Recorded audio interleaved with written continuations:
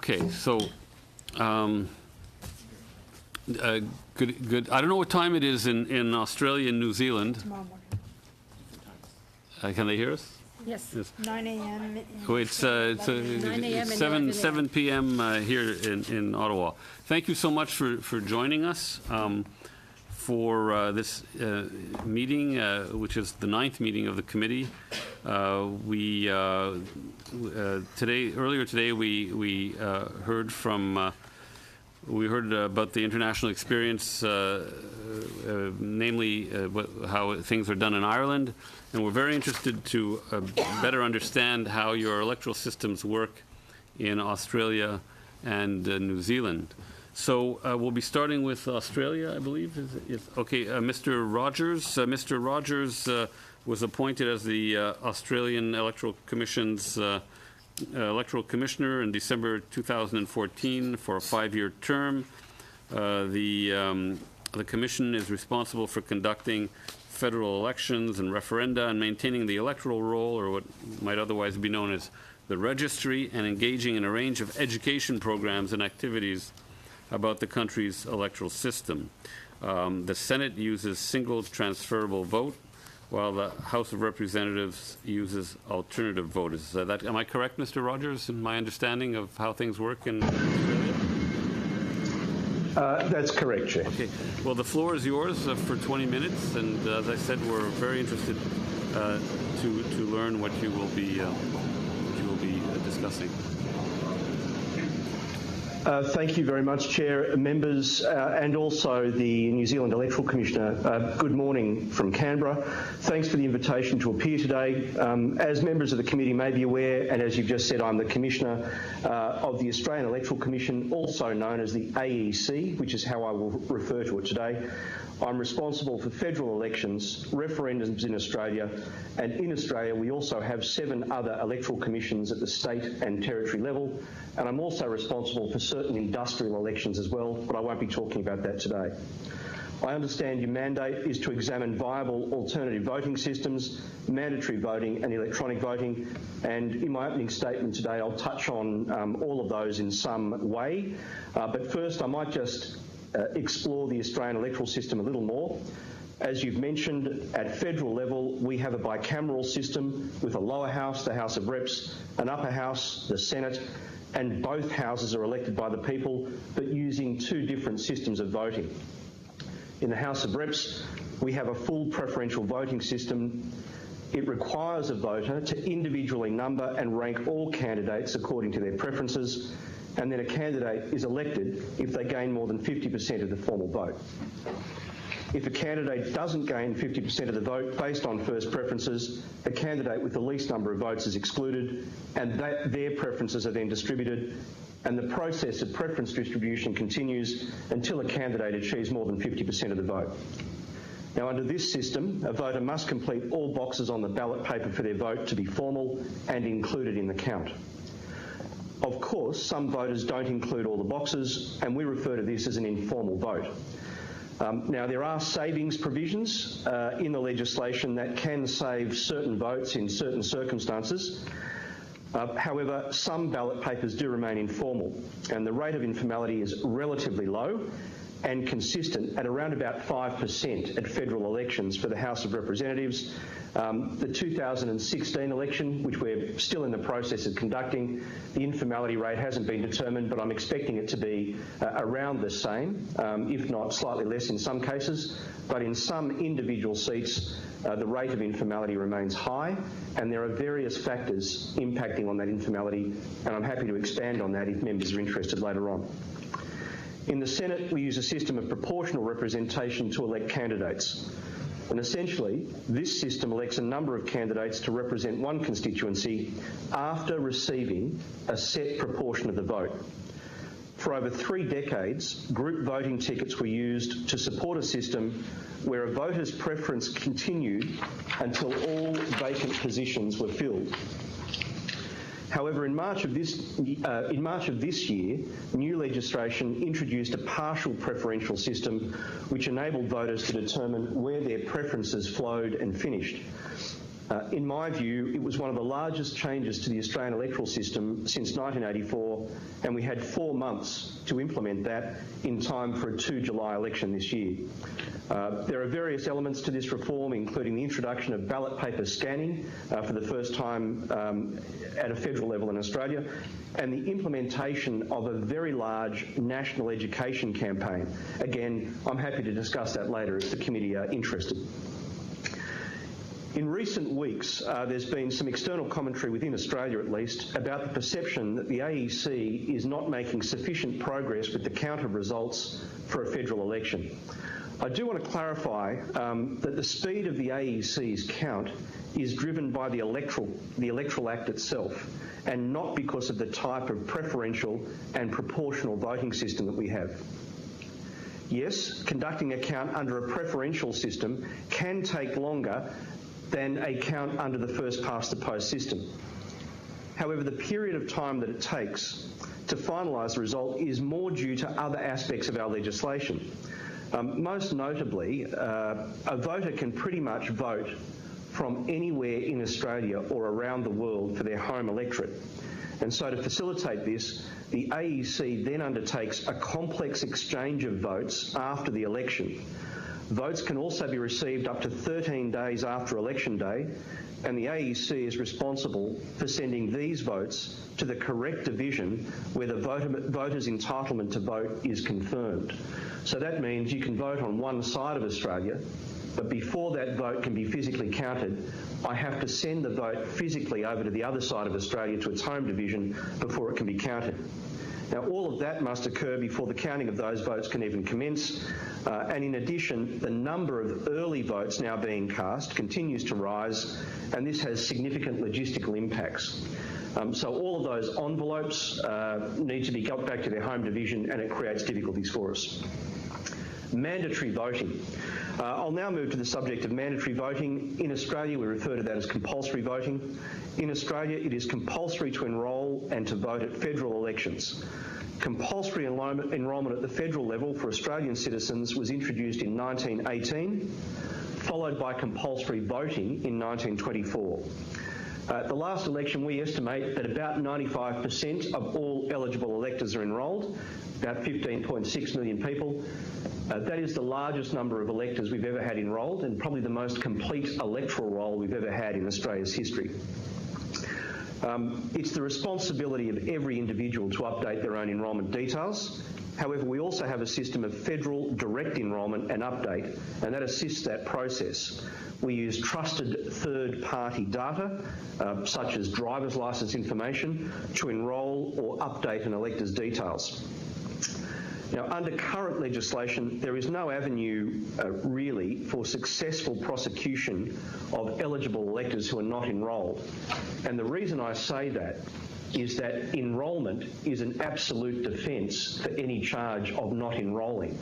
So what we find is if we go down the process of taking someone to court, quite often they'll essentially enrol on the courthouse steps, which is then an absolute defence for non-enrolment.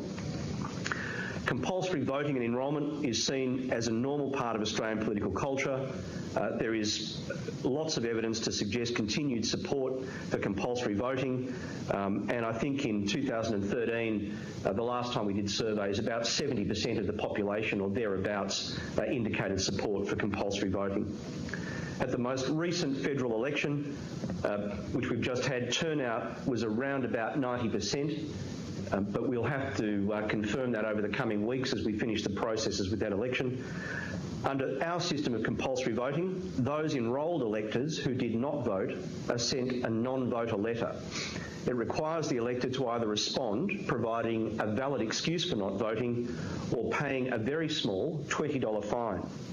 A small number of those voters who don't pay the fine are then prosecuted, and I think at the last election we went through a full prosecution with about 3,000 people.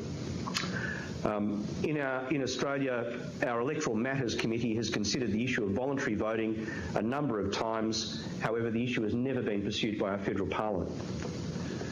I might move now to electronic voting. Electronic voting is a matter for the Australian Parliament, not for the AEC, and it would require a change to our legislation. At federal level, we do not use electronic voting, nor do we use internet voting.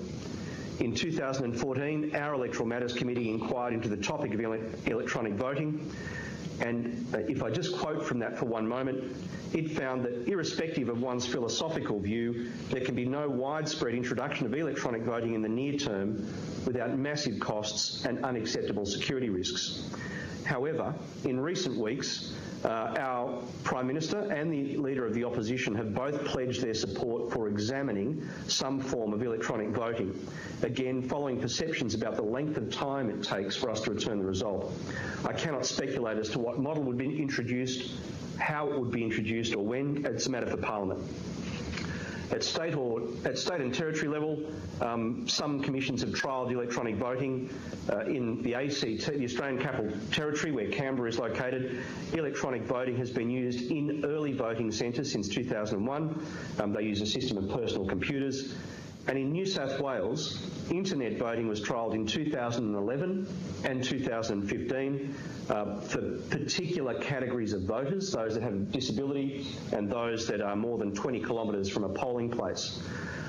My understanding is that well over 250,000 voters availed themselves of internet voting at the New South Wales state election, at the last state election.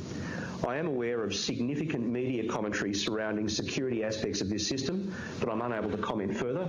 I don't own that system. We don't have electronic voting, but many aspects of our electoral process are already electronic. We've enabled voters to enrol online for a number of years, and voters can also apply for a postal vote online. The increased use of electronic forms by the Australian community has simplified the process of these transactions without diminishing the controls in place. We also introduced the scanning of Senate ballot papers for the first time in the 2016 election, and as I'm speaking to you, we are still running very large scanning centres in each of the states, scanning Senate ballot papers for the 2016 election. We've also deployed at the last two elections electronic certified lists. These are an electronic version of the electoral roll, and it contains a list of electors entitled to vote. I think it's a great initiative, provides the ability to search for and mark off an elector's name, provide a real-time update to a central copy of the certified list, and where we can, print House of Representative ballot papers on demand. At the recent election, we had about 1,500 devices. It is expensive, but worthwhile. Just two other aspects of our electoral system I might touch on just to provide a flavour for what we do. Under the Electoral Act, the Electoral Commission is wholly responsible for undertaking the redistribution of electoral boundaries. It's an apolitical process, has no involvement from political parties or politicians, and in particular, changes to divisional boundaries do not require the approval of Parliament. Submissions and objections to boundaries are invited by consideration. However, the ultimate decision rests with the Electoral Commission, a three-person commission chaired by a judge, and a couple of other people from each state that are thrown in. Another aspect to our work is managing the funding and disclosure regime of our electoral legislation. Includes registration of parties, party logos, and essentially a disclosure of expenditure and returns for an electoral campaign and ongoing during the year. The scheme is designed to inform the public about financial dealings of political parties, candidates and others involved in the process, and we are responsible for managing and running this independent apolitical process. As with other areas of our electoral system, any changes to the funding and disclosure system are also a matter for Parliament. Thank you very much for the opportunity to appear today. I'm happy to take any questions or provide any other information that the committee may find helpful. Well, thank you so much, Mr. Rogers. We'll now go to Mr. Peden, Chief Electoral Officer in New Zealand, with the New Zealand Electoral Commission, which is an independent body responsible for administering parliamentary elections and referenda, and provide advice. It also engages in public education programs and publishes reports on electoral matters. New Zealand's House of Representatives uses mixed member proportional representation. The first election under MMP was in 1996, prior to which elections had been held under first past the post. So the floor is yours, Mr. Peden. Thank you, Monsieur le President. Bonjour, tēnā koutou katoa, greetings from New Zealand, and hello to Tom. I propose to speak to some of the slides in the New Zealand Electoral Commission's presentation, specifically slide 5, which deals with the electoral reform process that saw New Zealand adopt the MMP electoral system in 1993. Then slides 8 to 12, which outline the features of New Zealand's particular form of MMP. Then slide 14 on New Zealanders' understanding of MMP, and finally slide 16 on the impact MMP has had on the diversity of the New Zealand Parliament. In the interest of time, I do not propose in these opening remarks to talk to slides 17 to 23 about the 2011 referendum on the voting system and the 2012 review of MMP that occurred as a consequence of that referendum, or to slides 24 and 25, which deal with the issues of compulsory attendance and electronic voting in the New Zealand context. But obviously, I would be happy to take questions on these and any other things later. I hope that what I propose will meet the needs of the committee. Shall I proceed on that basis? Please then turn to slide 5. The electoral reform process that saw New Zealand adopt the MMP electoral system in 1993. The process began with growing public dissatisfaction in the 1970s and early 80s about the perceived fairness of our first-past-the-post system and its tendency to deliver parliaments that did not reflect the nationwide vote. A Royal Commission on the electoral system was established in 1985. It met for 18 months, consulted widely with the public, considered a wide range of reform options, and reported in 1986. It recommended a system of MMP be adopted and that a binding referendum be held at the 1987 general election, giving the voters a choice between first-past-the-post and MMP. A referendum was not held with the 1987 election, but there followed a period of ongoing public and political debate, which included an inquiry by a parliamentary select committee into reform of the electoral system in 1988. Then, in 1991, legislation was introduced providing for a two-step reform process. The first step was an indicative standalone referendum held in September 1992, where New Zealanders were asked two questions. The first question was whether they wanted to change the electoral system. The second question was, irrespective of whether they wanted to change the electoral system, if there were to be a change, which of four systems, MMP, the supplementary member system, the preferential voting system, or the single transferable voting system, would they support? The referendum was preceded by a comprehensive public education campaign undertaken by an independent electoral referendum panel headed by the Chief Ombudsman. Turnout at the referendum was 55.2%, and of those who voted, 84.7% voted for change in question 1 and 70.5% voted for MMP in question 2. The second step in the process was a binding referendum held with the 1993 general election, where voters were asked to choose between first-past-the-post and MMP. Again, the referendum was preceded by a comprehensive public education campaign. Turnout was 85.2% and 54% voted for MMP.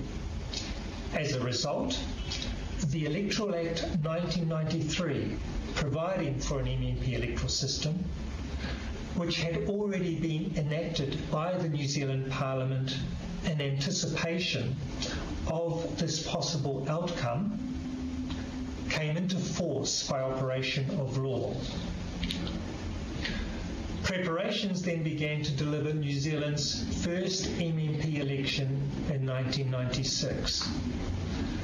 A substantial amount of work was required. Not only did the move to MMP require comprehensive revision of the systems and processes for the delivery of elections, Parliament found the need to revisit the 1993 electoral legislation, and after select committee consideration and public consultation, amendments to the legislation were enacted in 1995. Electorate boundaries had to be redrawn to meet the requirements of the new system.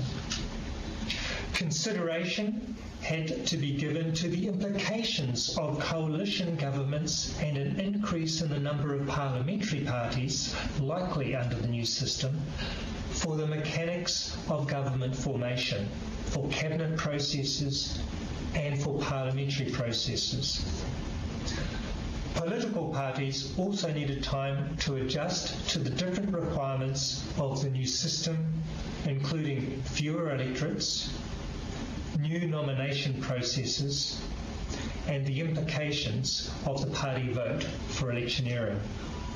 And again, a comprehensive public education campaign was required to prepare voters for the new system. I now propose to move to slides 8 to 12 and to outline the features of New Zealand's system of MMP, beginning at slide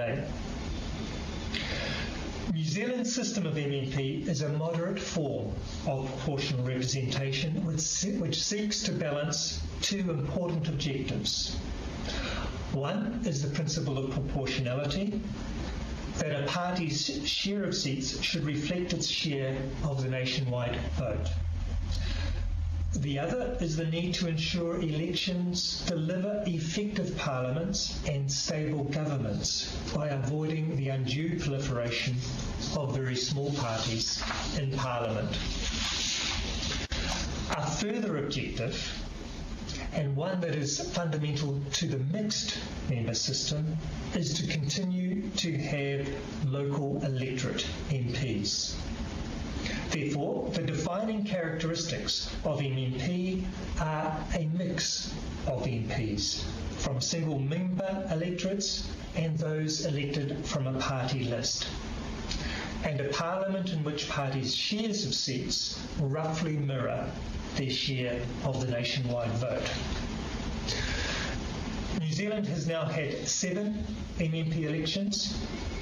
Each election has resulted in between 6 and 8 parties represented in Parliament. Each election has resulted in some form of coalition government or arrangement between political parties, as is to be expected under a proportional system. Each government has retained the confidence of the Parliament throughout the parliamentary term. Can we move to slide 9, please? Under MMP, each voter has 2 votes. On the left-hand side of the ballot paper, they vote for the party they most want to represent them in Parliament. Only registered political parties can contest the party vote. On the right-hand side of the ballot paper, they vote for the candidate they most want to represent them in their electorate. Candidates of unregistered parties and independents can contest the electorate vote. Can we move to slide 10, please? New Zealand is currently divided into 71 electorates. Electorate boundaries are reviewed after every 5-yearly population census by an independent representation commission the decision of the Representation Commission on boundaries are final. Electorate seats are won by an electorate on an electorate by electorate basis on a first past the post basis. Can we move to slide 11, please? The party vote is counted on a nationwide basis. To be eligible for an allocation of list seats, a party must win either one electorate seat or 5% or more of the party vote. These are known as the thresholds, and they are intended to avoid the undue proliferation of very small parties in Parliament.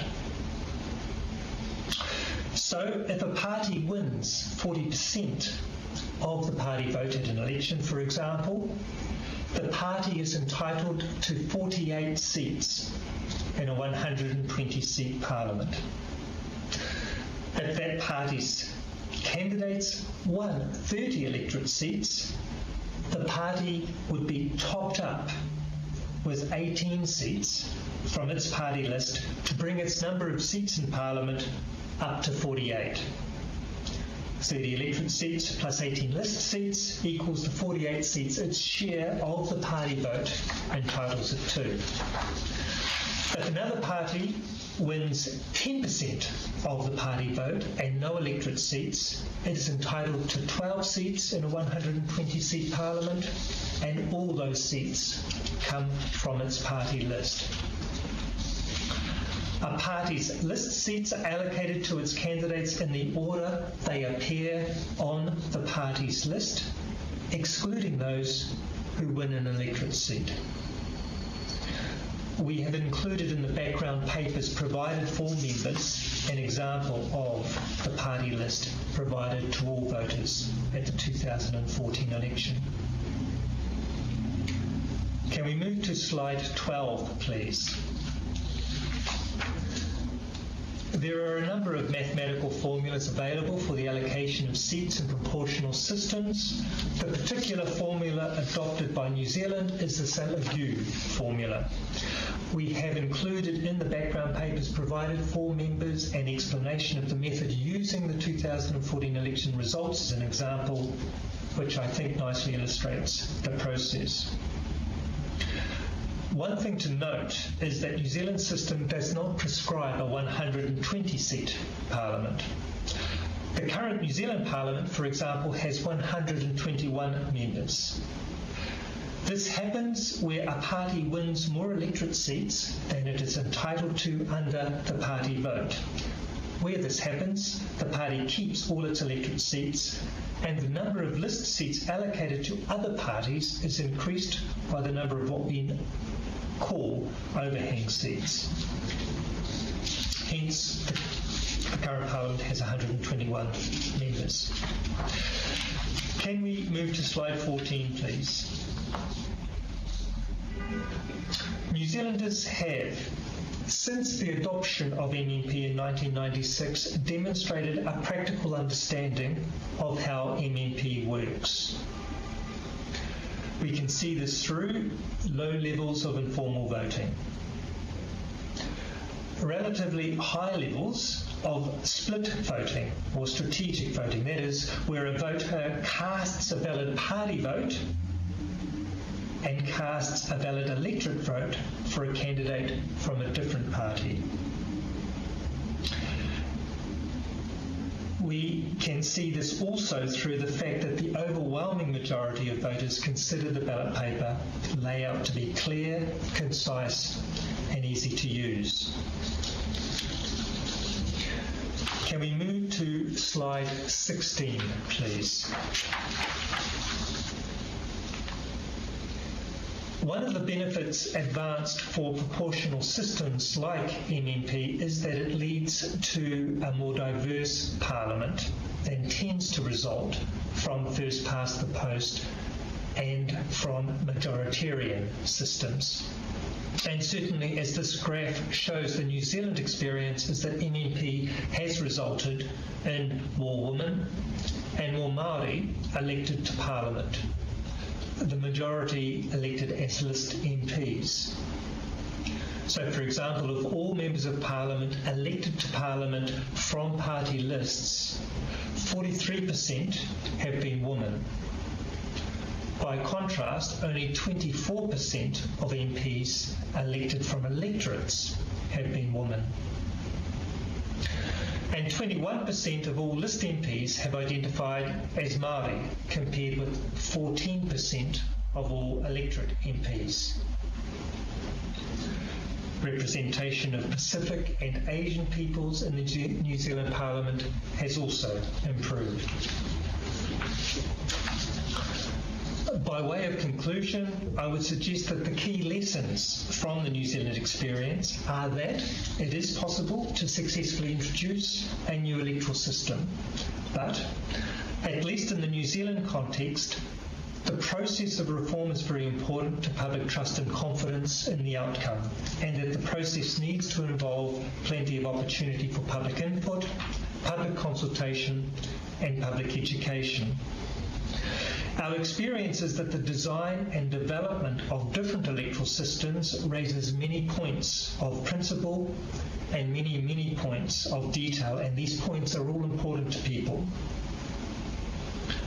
And that, again, at least in the New Zealand tradition, final decisions are confirmed by the voters at a referendum where they have access to all the details necessary to make an informed decision.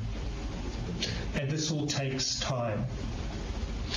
And finally, our experience is that once a decision is made, the time needed for careful planning and implementation to transition to the new electoral system is not to be underestimated, not just for electoral officials, but also for those involved in the administration of executive and parliamentary processes and in the administration of political parties.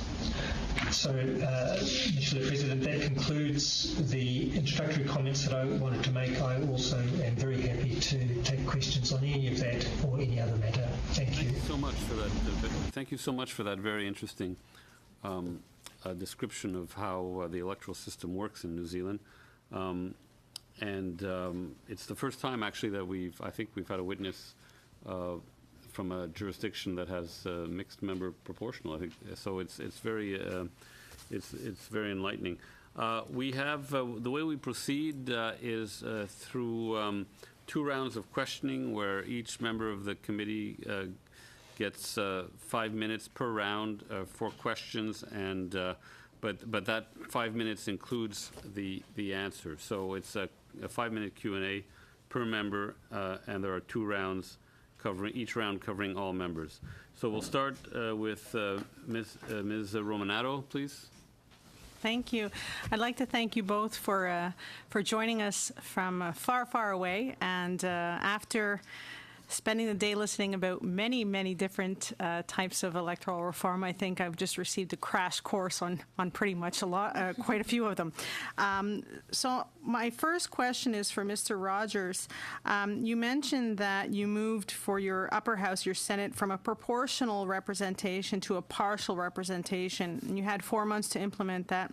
You also implemented ballot paper scanning and had to conduct a very large education campaign. Can you elaborate a little bit on why you decided to move from proportional representation to partial representation? And can you elaborate a little bit about the decision for the ballot paper, and again regarding the large education campaign that was required? Certainly, and I should put on record that this is legislative change that was mandated for the Electoral Commission by the Australian Parliament, not a desire for us to do that ourselves, and I'm not making a judgment either pro or anti, it's just a requirement. There was debate in Australia about the Senate voting system at the last election, and again I'm just reflecting. I see that I'm going black on the screen there. I apologise. I hope you can still hear me at least. There was a concern that some members of the Senate were elected with quite a small amount of the primary vote, and so a system was implemented that changed the way Australians vote. So previously, a formal vote in the Senate. That the Senate paper is very long. I think it's over 1 metre long, and there is a line, and above that line are party names and boxes, and below the party boxes are the individual candidates for each of those parties. Previously, Australians could cast a valid vote by just voting one above the line, and then their vote was allocated according to a pre-lodged ticket by the party. And so we did a very complex preference allocation according to the party's wishes. It changed at this election, and a valid vote was for a citizen to number at least 6 boxes above the line or 12 boxes below the line. The net effect for the Electoral Commission is that the 2013 election, 97% of Australians chose the option of just putting a number 1 in their preferred party box above the line, and only 3% of Australians voted below the line. That made the count for us significantly simple. The count is done by state. The Senate is a state's house. So, for instance, in New South Wales, our largest seat, it meant that only 100,000 people voted below the line, but each of those 100,000 votes then had to be taken to a place we call central Senate scrutiny in each state, and individually data entered, double data entered to make sure there were no errors. Very complex, 100,000 ballot papers, took a lot of time.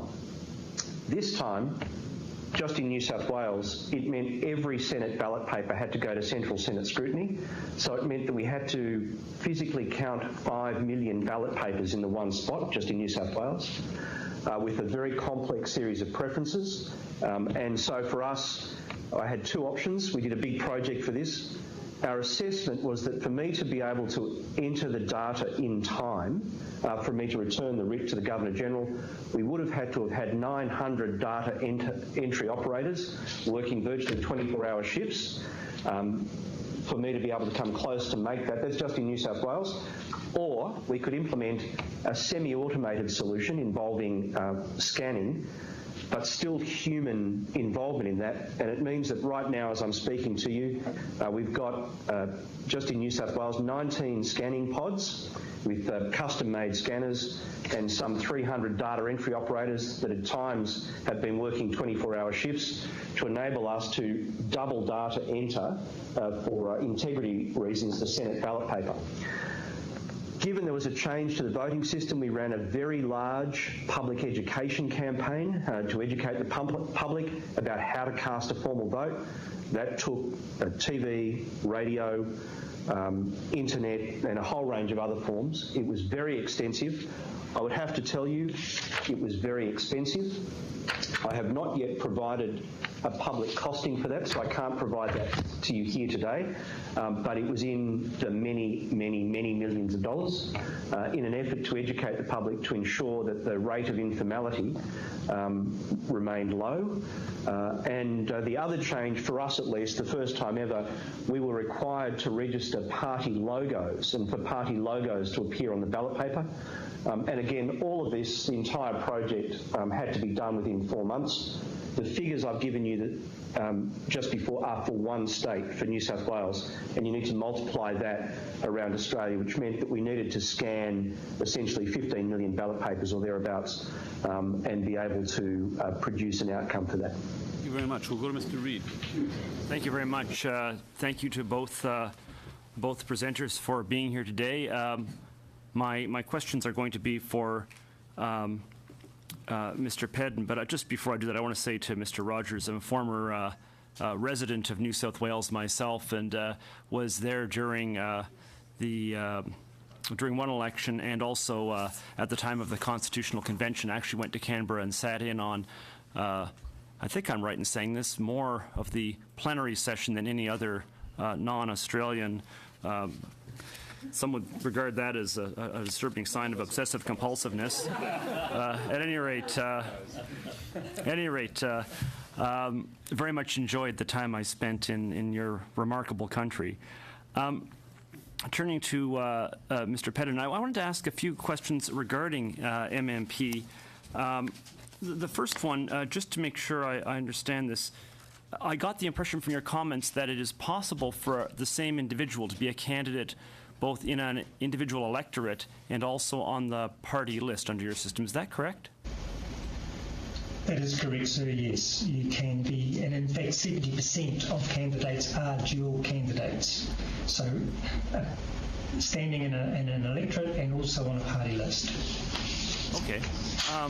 If you are on both and you are high enough on the list to have been chosen, do you nonetheless get pulled off the list and wind up becoming an electorate MP? Is that how it's done?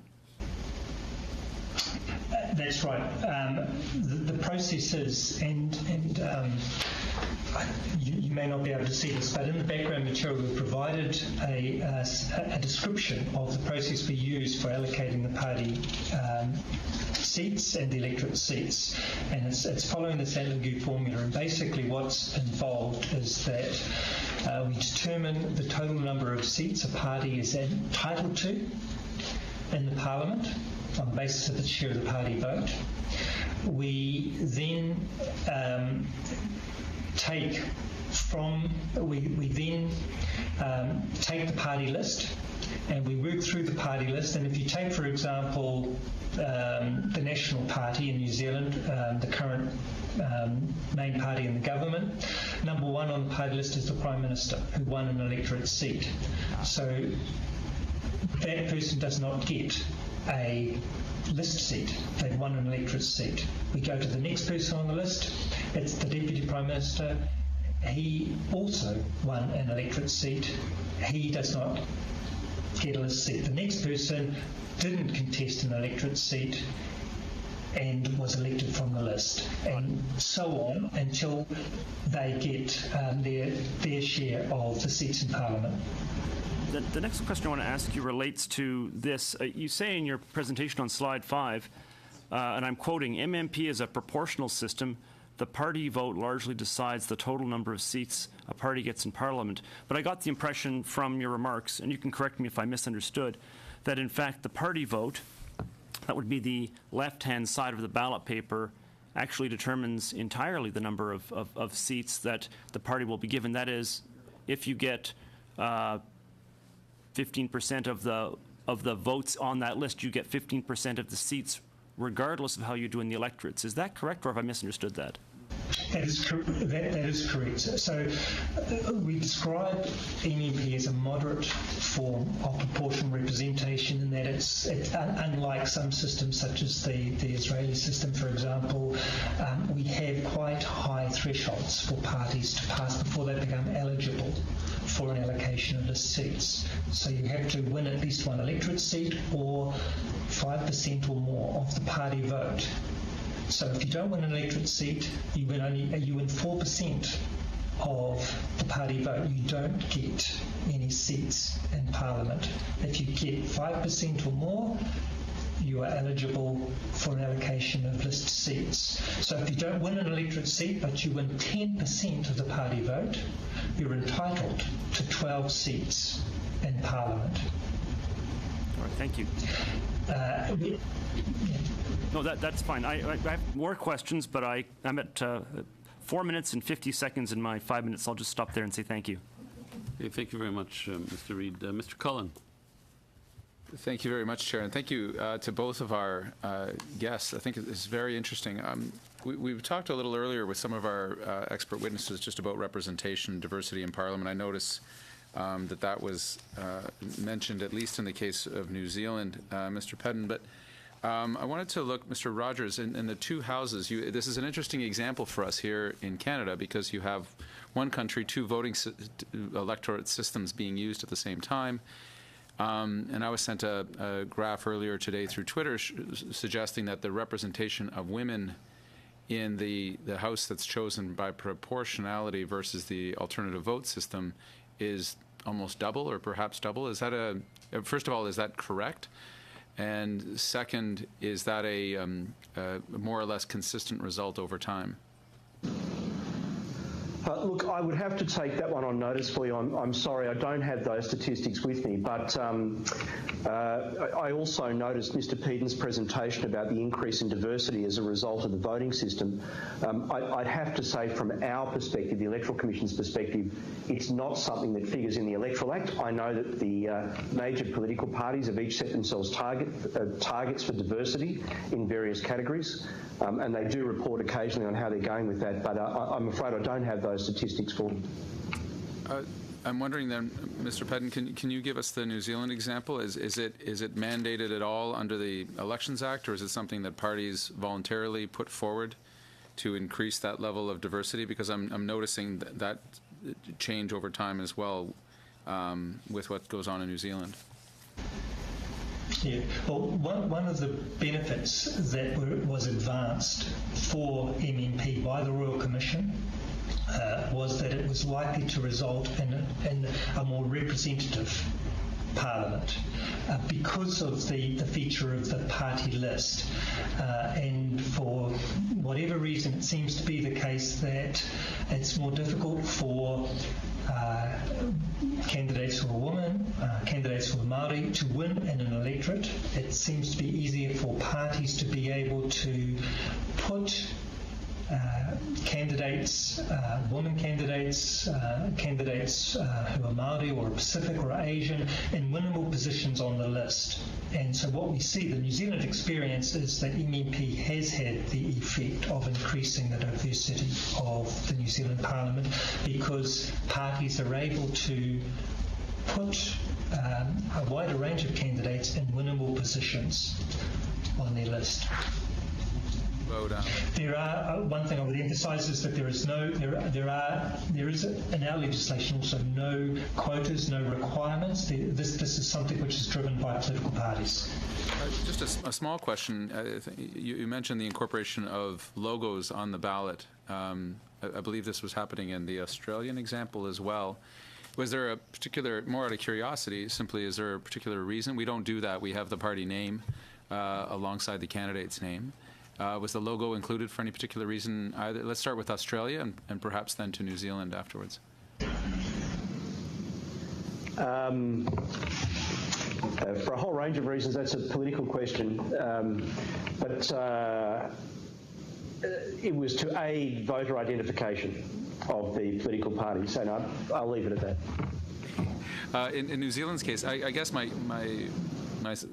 suggestion was it to overcome literacy barriers or any other issue that was facing voters, that using the symbol, a more recognizable symbol for anyone who's struggling with literacy issues, was this the reason, or was there something else? Well, it was introduced first in 1995 for the first MMP election.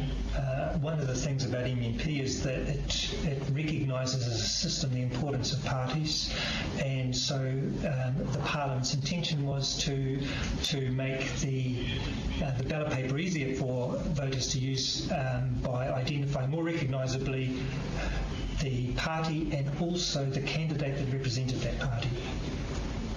Perhaps the last question, is there a distinction made either in the functioning of Parliament in New Zealand between so-called list MPs and MPs that are elected directly? And the second part of that question, is there any distinction made, and this is perhaps more of a cultural question, within the New Zealand community, that list MPs and direct MPs are ranked differently or viewed differently? Very, very briefly, please. That's something which, formally, no. A Parliament elected from the list has exactly the same entitlements and responsibilities as a member elected from an electorate. Thank you. Thank you very much. Okay, we'll go to Mr. Thériault. Monsieur Thériault, c'est à vous la parole. Oui, merci beaucoup. Thank you very much. I will speak slowly to ensure that translation makes it all the way to you.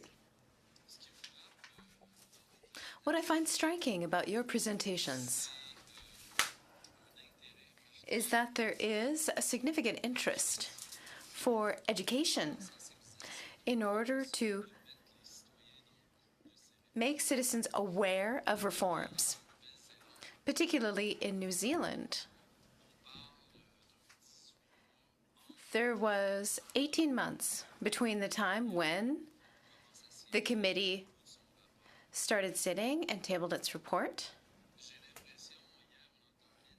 Yesterday, we heard experts tell us that representative democracy gives you a great deal of legitimacy to act and to go forward without holding a referendum. I would note that 2 were held in New Zealand and that they were supported by information campaigns. I would imagine to ensure that the public, in the end, would be able to understand those reforms.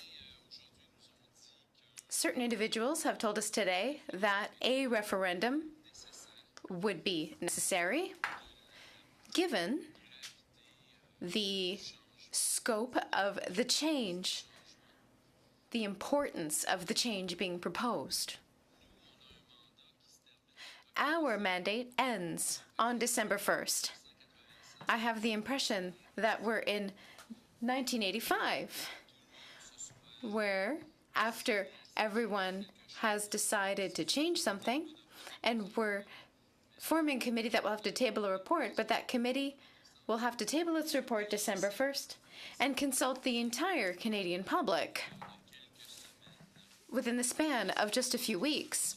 I know that in the institutions of the Chief Electoral Officer are not institutions that take sides or try to tell other countries how it should be done. But do you not believe that our process is moving a bit quickly, given the experience that you yourselves went through?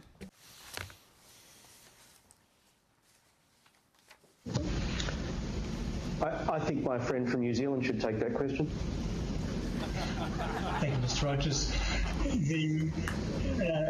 I am able to speak with authority on the New Zealand context and tradition. I'm not at all in a position to comment on what might be appropriate for Canada. That is very much something for the Canadian Parliament and people. In the New Zealand context and tradition, where a reform of fundamental reform of the electoral system has been proposed, it has been supported by comprehensive debate and education campaigns, and has been confirmed by way of a referendum.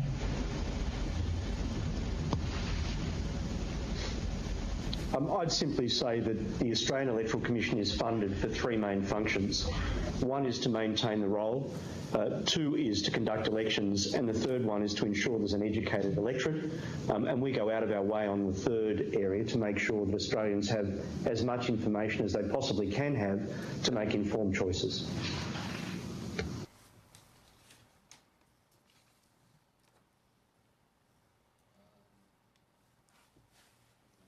Merci.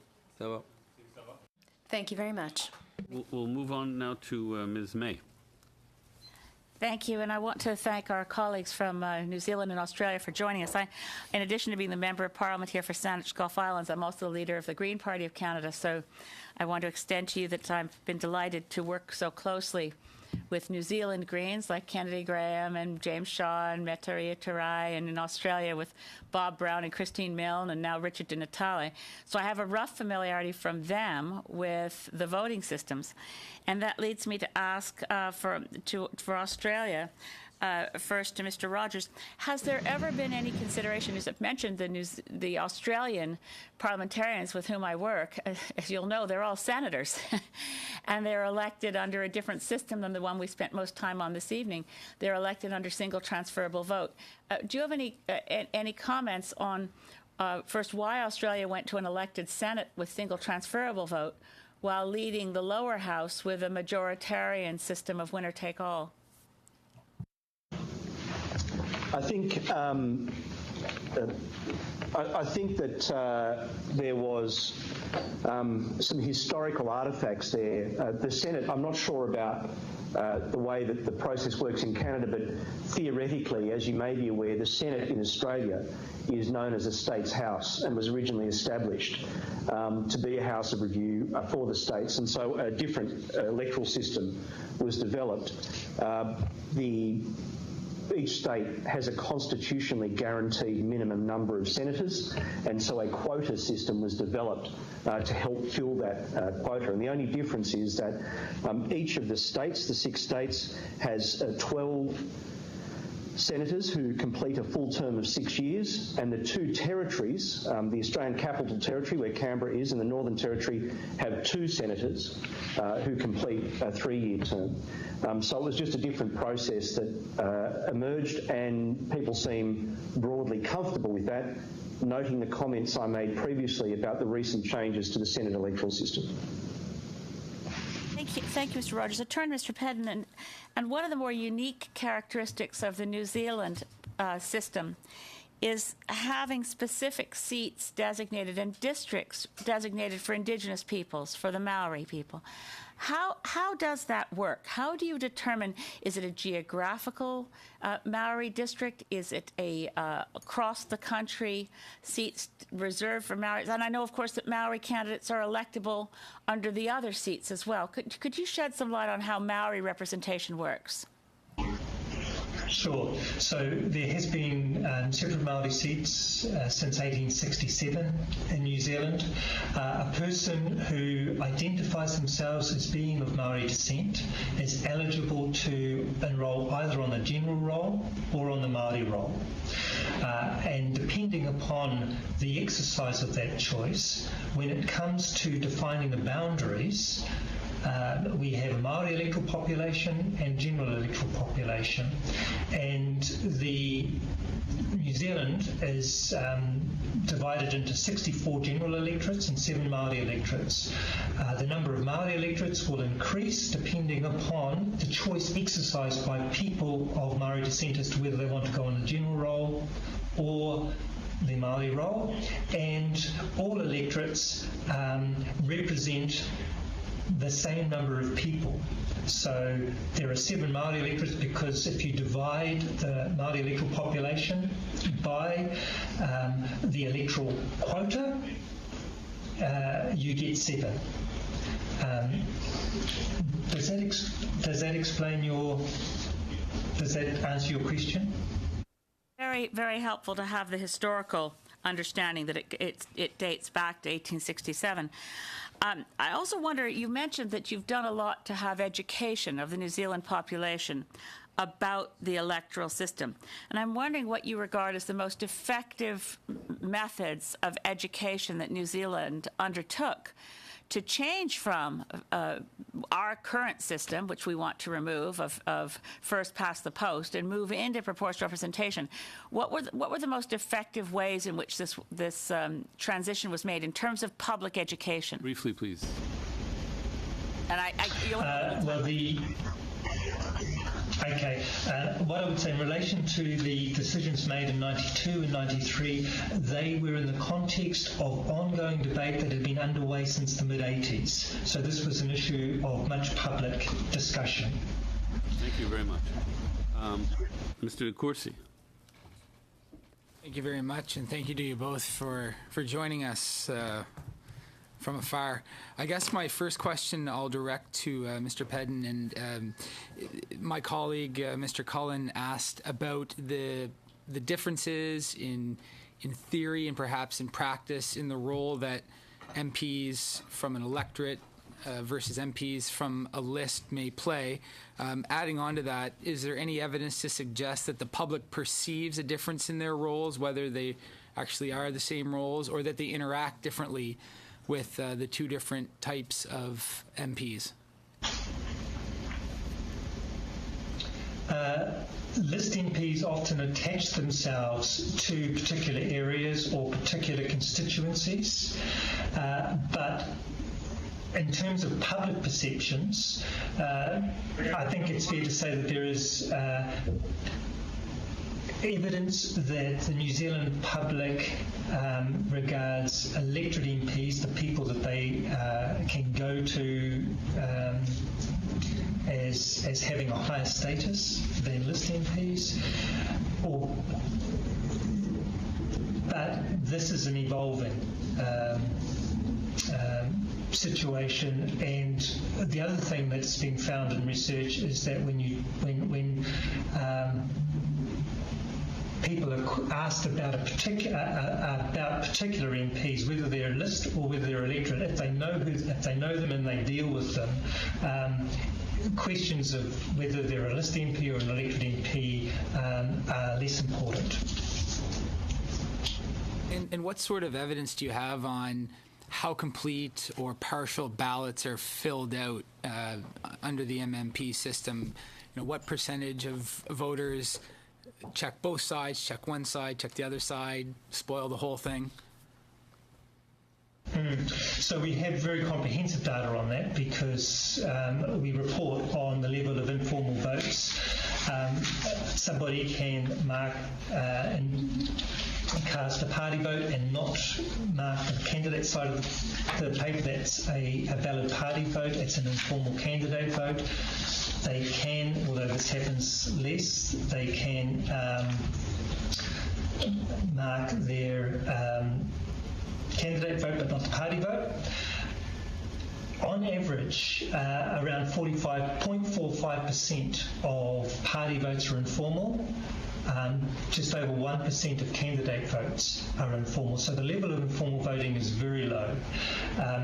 The level of candidate informal voting is higher because often people will find the party they want to vote for but don't have a candidate either standing in the electorate for that party that they want to vote for. And so often you will find the party vote side of the ballot paper marked but the candidate vote not.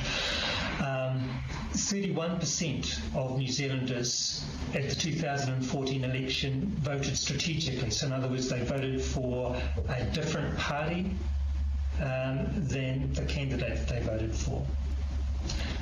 Is there any perception of a difference in legitimacy of candidates who appear on a list but don't run in an electorate versus those who appear on the list and run in an electorate, whether they win or lose the electorate, and are then placed or given a seat on a list? There are, for example, there have been very high-profile politicians who are list only. For example, the current Deputy Prime Minister is list only. A previous Deputy Prime Minister and Attorney General was a list MP. So I don't think so. This often, if a member of Parliament or a candidate, a member has aspirations of being a speaker, they will seek a list-only role. Okay, thanks very much. Perhaps just turning to Mr. Rogers in the brief time I have left, and I can follow up again later. What level of exercise do voters provide for preference 1 through 4, 1 through 5, 1 through 6, whatever it might be, in the alternative vote for the lower house? If you're talking about the overall level of informality, I think it's about 5% nationally. We do, like the New Zealanders, a very comprehensive survey after each election to work out whether those votes were deliberately informal or accidentally, and our research shows that the vast majority are accidental. It's very clear when people deliberately leave all the boxes blank or write special messages for either the Electoral Commission or for members of Parliament on the ballot paper. That's a Thank you very much. Thank you. Mr. Kenny. Thanks to both of our expert witnesses from the Antipodes. Thanks for your time. The first question I have is for Mr. Pedden with respect to the development of the current system in New Zealand. Please correct me if I'm wrong, but I understand that in 1992 there was a referendum on the general question about whether or not to pursue a different electoral system, and then options were given in a referendum, subsequent referendum in 1993, after which the current system was adopted, which was then further tested by a subsequent referendum in 2011. Is that correct? Not quite. The referendum in 92 was a two-part question. So the first question that voters were asked in 92 was whether they wanted to retain the current system of first past the post or change. And then the second part of that 92 referendum asked them to indicate which of four options they would prefer if there was to be a change.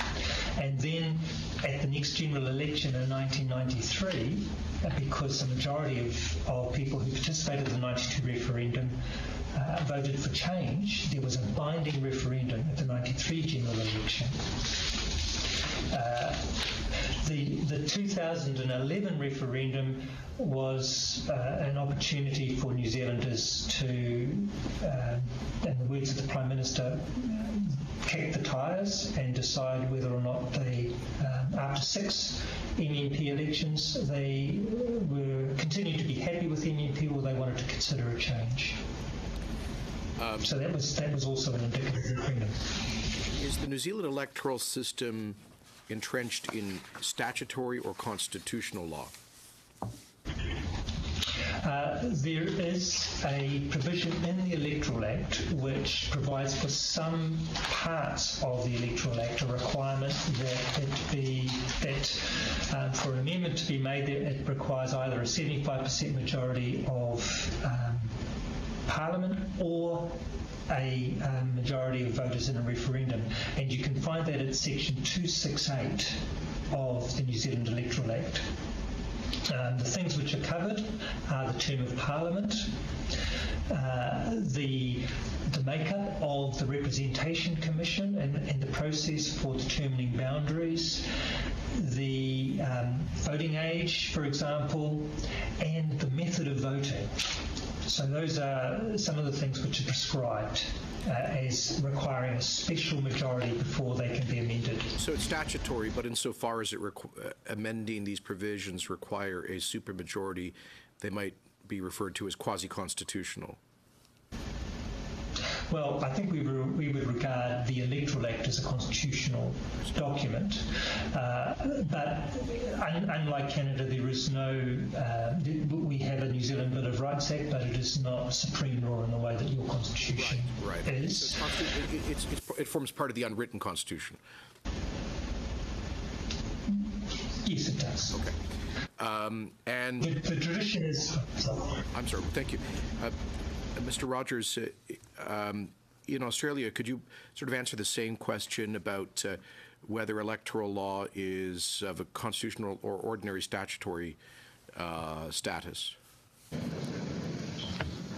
Essentially, it's ordinary statutory process, and in fact, the recent major change to the Senate legislation was passed with a majority in both houses of Parliament. I understand from a witness we had earlier today that in recent years the ACT held a referendum on a change to its electoral system. Is that correct? Look, I'm sorry. Given the states and territories have their own electoral commissions, and we love each other like brothers and sisters, but I'm not particularly aware of what they may or may not have done in the ACT. But the Commonwealth system was effectively adopted about nearly 100 years ago. Is that right? That's correct, on federation. Right. While I gather there's no law requiring a referendum for amendments to the electoral system, would it be fair to say that there would be a widespread public and political expectation that any significant change to the electoral system would require approval through a referendum or perhaps something like a supermajority, as is the case in New Zealand? Brief answer, please. Look, again, I'm not trying to be unhelpful. I think that's more of a political question. I'd relate back to the recent changes to the legislation that occurred only some 3 months ago. That was a simple majority in Parliament and a major change to the legislation. Thank you. Ms. Sahota. Thank you. First, I'd like to start with Mr. Rogers from Australia. Why, I think it's the first question that comes to my mind is why different systems for the Senate versus the House of Representatives? And in your opinion, has there been a lot of debate about moving towards one system for both, or, what are the reasoning? What's the reasoning for it, and what are the pros and cons? Sure. I think if we go back in history with the Senate system, one of the reasons that the current Senate system has developed was that at various times there's been quite a high level of informality in the Senate vote. And I think if I'm looking here at some dates, I think we went to what we would recognise as the modern Senate voting system in about 1948, with some changes in 1984, and it was in response to the complexity of the Senate ballot paper. And it's still a complex ballot paper with many candidates. I think, and each state paper is different, so I can't give you the statistics for that in any meaningful way. So that's why we went to that system. There has been no overarching public debate about bringing both of those systems into line. It would be very difficult to do that. People broadly accept where we are. The level of informality still remains an issue in both houses, as far as I'm aware, as far as I'm concerned. We've just completed a recount, or in the process of completing a recount, for one seat in the House of Representatives for the election we've just run, and I think the level of informality was close to 7%. In that particular election. It's quite high, and we try and work and bring that down as low as possible. So there's no great public clamour for those two systems to be the same, but there were changes recently to try and make the Senate system clearer for the public. Clearer? How so? Has there been confusion? Has there been, I know that you have mandatory voting, so everyone has to go out. So how can you tell that there's been confusion? Again, I'm channeling part of the debate that occurred in Parliament here, but the fact that previously we had the ability for citizens to vote one above the line in the Senate, and for their vote then to be transferred according to a very complex preferential system with each party, led to what some people perceive to be odd results, with some senators being elected with a very small primary vote. And so the changes, the Parliament mandated the changes to the Senate voting system to give people more control over where their preferences went to. That's probably a better way of describing it. Okay. Another question I have, a lot of our witnesses we had, we talked to academics from Ireland, and we talked to other academics throughout the day. There was a lot of talk about mandatory voting, and that could lead to, no offense, donkey voting is what they were calling it, and that we shouldn't be forcing people to vote if they're not, if they're not choosing to vote and they're not educated on the matter, then what good is their vote? So what is the perception of that? And from your perspective, how do you feel about your mandatory voting system and the level, that you receive in as the results? I think I mentioned previously our consistent data shows that over 70% of Australians support compulsory voting. And I think we had about 90% turnout in 2016, the election just gone. It does have an impact. I don't have statistics about, donkey voting. From time to time, some people say they don't like compulsory voting. There are some members of Parliament that don't like it. There is a debate that's fairly low level, but broadly there is a large-scale support amongst the populace for the current system of voting. How much more time do I have? Okay, I quickly wanted to follow up on my colleague's question, Mr. Payton, about the electorate system and then the list system.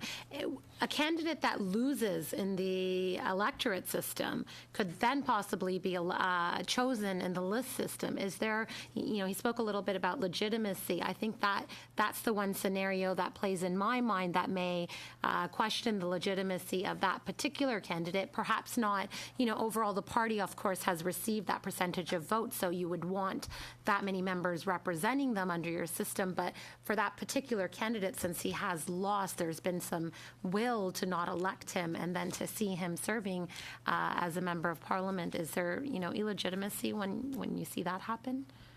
Briefly, please. Well, so indeed, the Royal Commission saw the capacity of people to stand on a list and as an electorate candidate to be one of the real strengths of mixed member proportional, because it enables parties to have strong candidates contesting an unwinnable electorate, but being able to be elected through the list, thereby improving the overall quality of the electoral contest. Thank you. Mr. Blakey. Well, thank you very much for joining us for what is our evening and talking about your various electoral systems.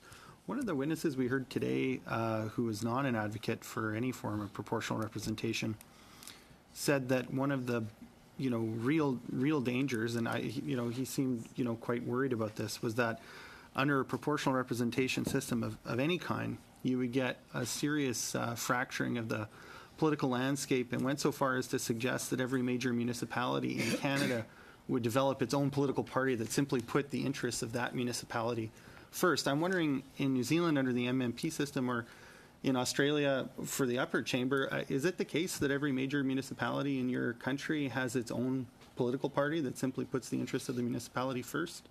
Was that a consequence of adopting the new system? Well, the MMP system relates only to Parliament, and the New Zealand Electoral Commission is responsible only for parliamentary elections. We don't govern local body elections. As I said in my opening remarks, there have been 7 parliamentary elections using MMP, and the parties, there have been 6 to 8 parties represented in each of those parliaments.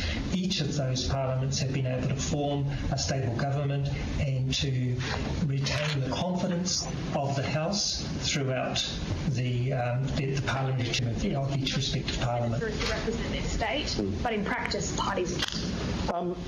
So, look, I think the party system in Australia is quite strong. 4 major parties, a number of minor parties. Even in the Senate, which is a state's house, it is essentially run along party lines, and the party system is very strong. So that has not been the experience in Australia, and I would probably say that's the same at state level and less so at local or municipal government. So.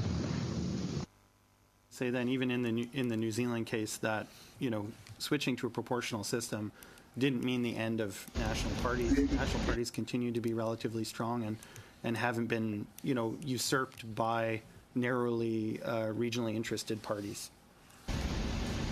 No. And I guess I'm just curious, in the Australian case, because the 2 houses are elected by different methods, I'm just kind of curious to know, is there a sense in Australia that the verdict of one house, the house that's elected, say, by the alternative vote system, is more legitimate than the other, or vice versa? Do Australians relate differently to the 2 houses based on the way that those seats are elected? Look, I think Australians are conscious of the role of the 2 houses, but they both have, Australians respect both houses. And I'm giving you an answer there that I'd certainly give before my joint select committee that has both senators and members in it. So. In Canada, it's the case that, it's usually thought that the Senate, because it's not elected at all, should not impede the will of the lower house in any kind of significant way. There's no kind of corresponding priority rule, if you will, in Australia, given the way that they're elected differently? No, government is formed in the House, but it's a requirement. The upper house is an elected house. It's a requirement for legislation to have a majority in both houses, and government has to work with that. And then how does the government relate to that second house? So you have a government that's formed in the lower house, presumably on a majority, or there's a coalition, or there's a minority government supported by other parties. And then how does it represent itself in the other house? And is it often the case that the governing party in the lower house will have something near a majority or kind of workable majority vote understanding in the upper house?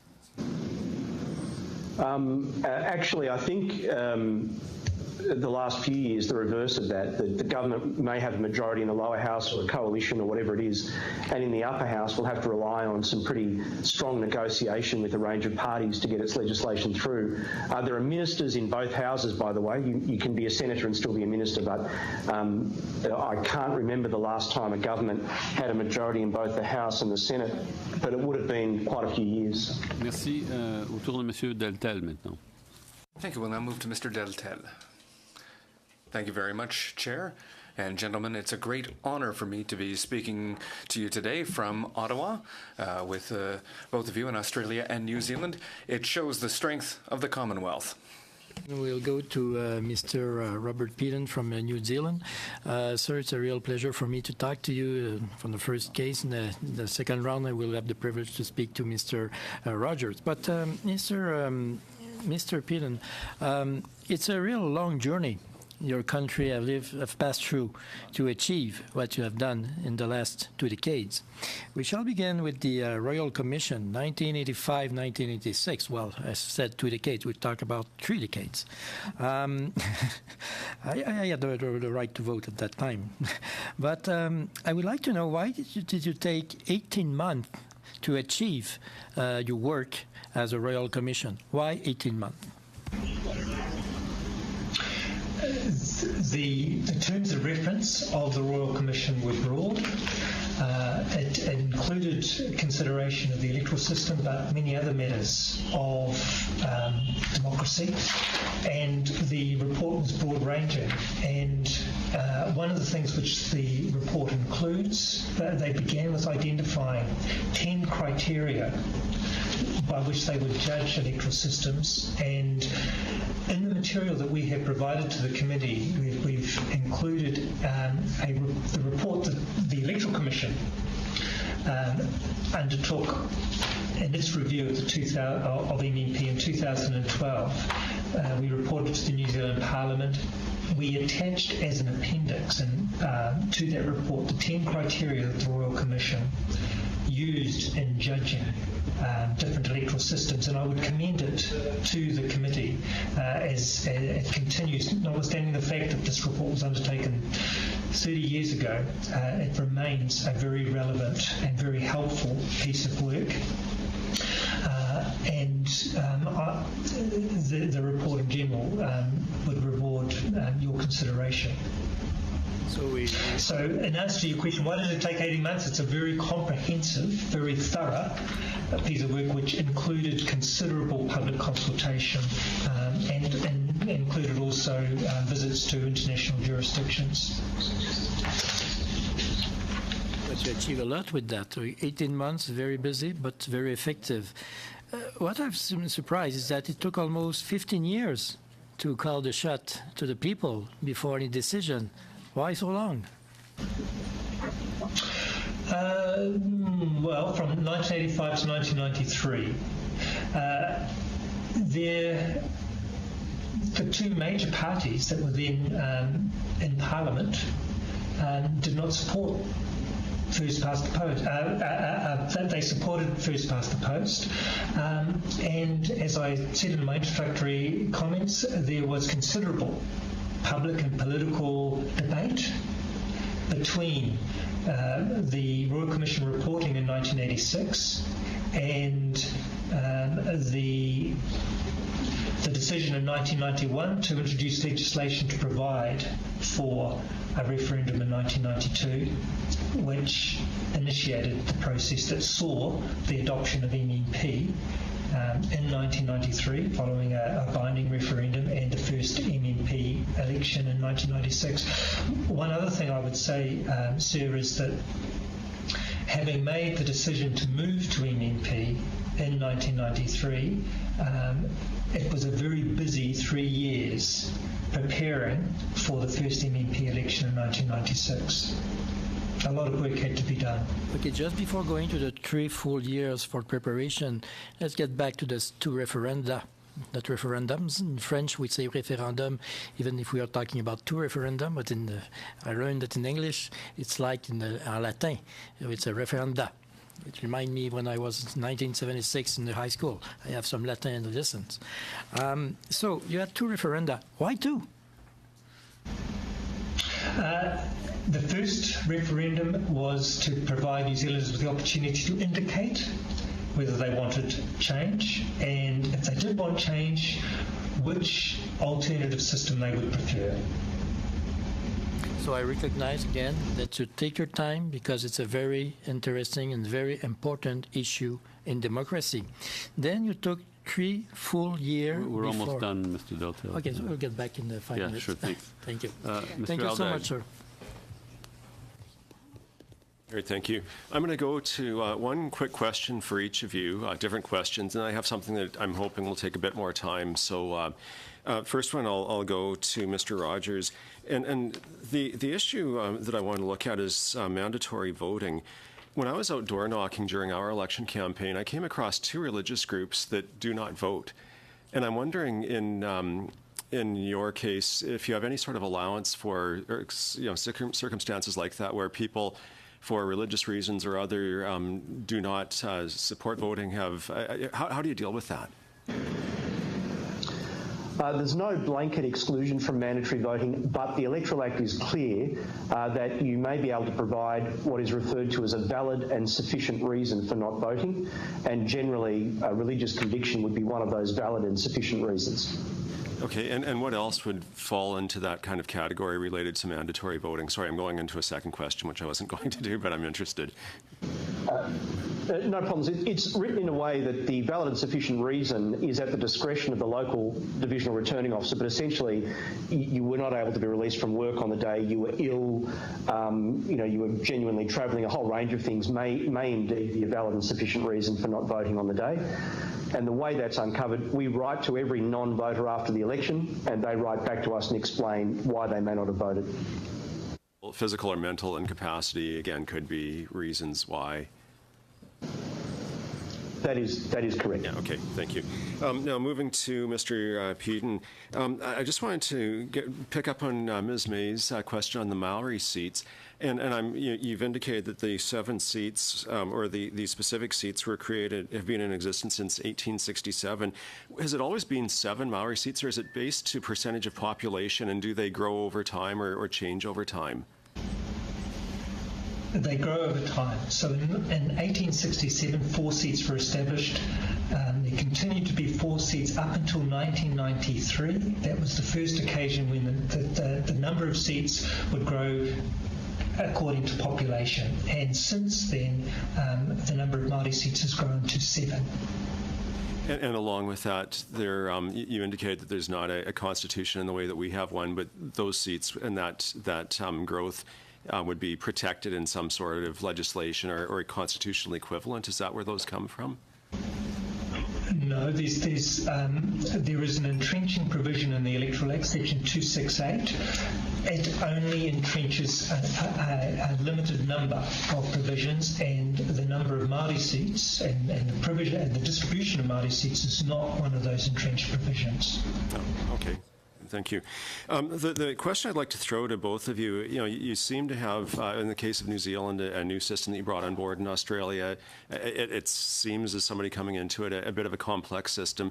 And again, building on Ms. May's earlier questions about education and how do you build voter awareness and support? And I just would like to hear from both of you briefly, what sort of education campaigns or role of perhaps the state was involved in helping people shift or understand these kind of changes as they take place over time.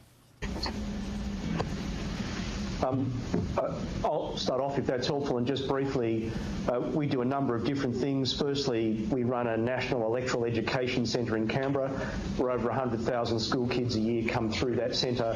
We reach out to schools and run elections in schools, not all schools, but schools that want us to do that, and a range of other factors focused on youth.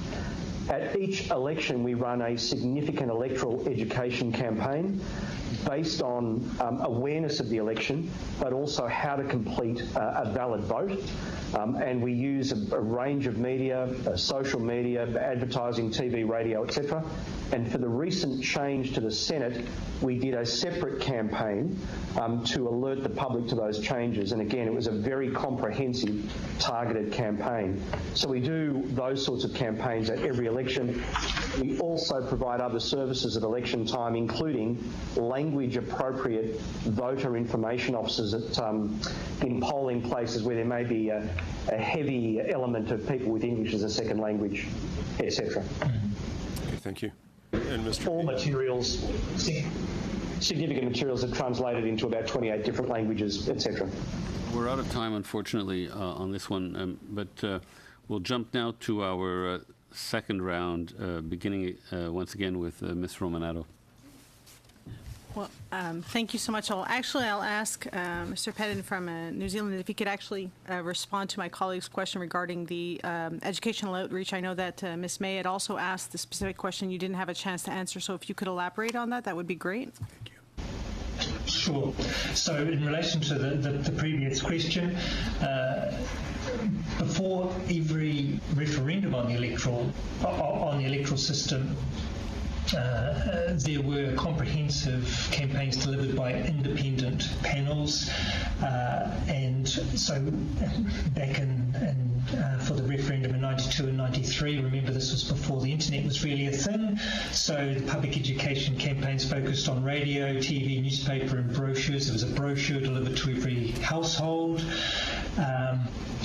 In more for the education campaign delivered before the 2011 indicative referendum on the voting system, the Electoral Commission was responsible for delivering the education campaign there, and we recognised that different people would have different interests, information needs, and so we used a variety of channels and a variety of levels of detail of information to cater for the variety of needs we knew that would be out there.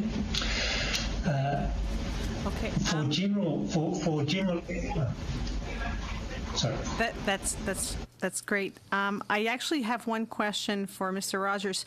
You mentioned that the federal level, folks can send in their votes 13 days after Election Day, and there's millions of ballots to be counted and so on. How long does it take from the day after an election to get the results? Because I know we heard from Ireland, and they love the 24 to 36 hours of intense, election day results. But if we're talking 2 weeks, I think my nerves would be shot. So I'm just curious in terms of the turnaround time to get to an election result. Certainly the 2016 election is the gift that keeps on giving in that regard. Most elections where the result is clear, it is clear on the night, with the result of the primary vote on the night who will form government. It's only when the election is very close that it comes down to a couple of seats, and this election is one of those, but government's already been formed. It's been formed for a couple of weeks, but it's down, the seat that we're now recounting is a very critical seat. So government has a one-seat majority, so every seat is important. But most elections, people will go to bed at some point knowing. Okay.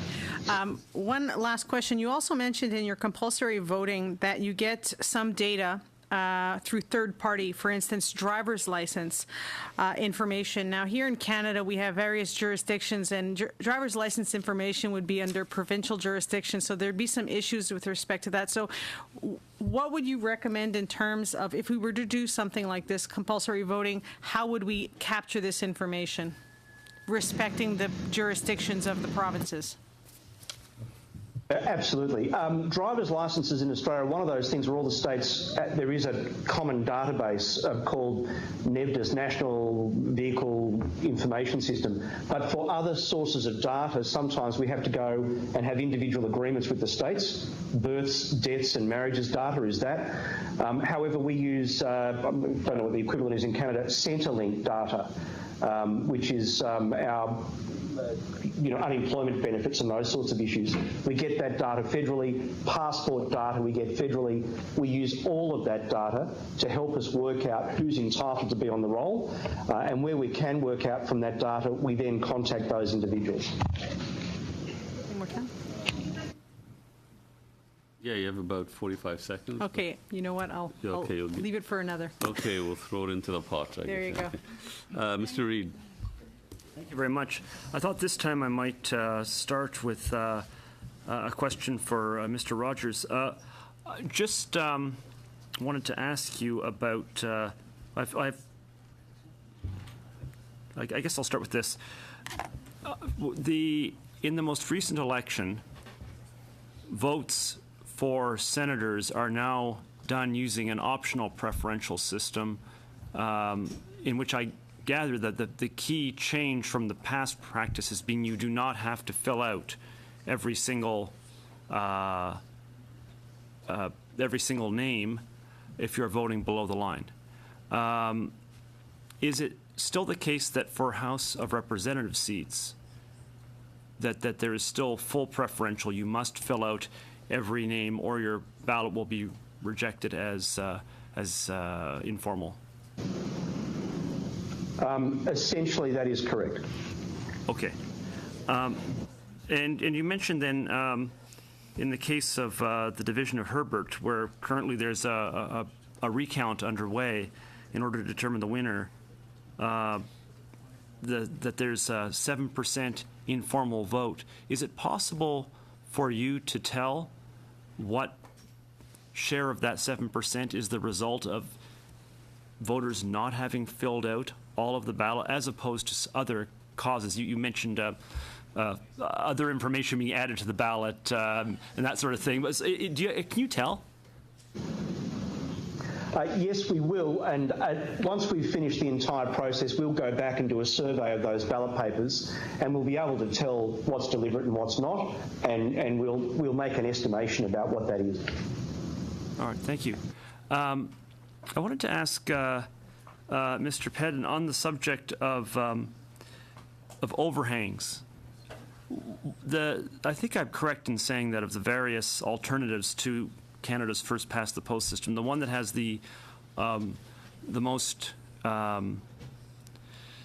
organizational momentum, if that's the right way of putting it, is a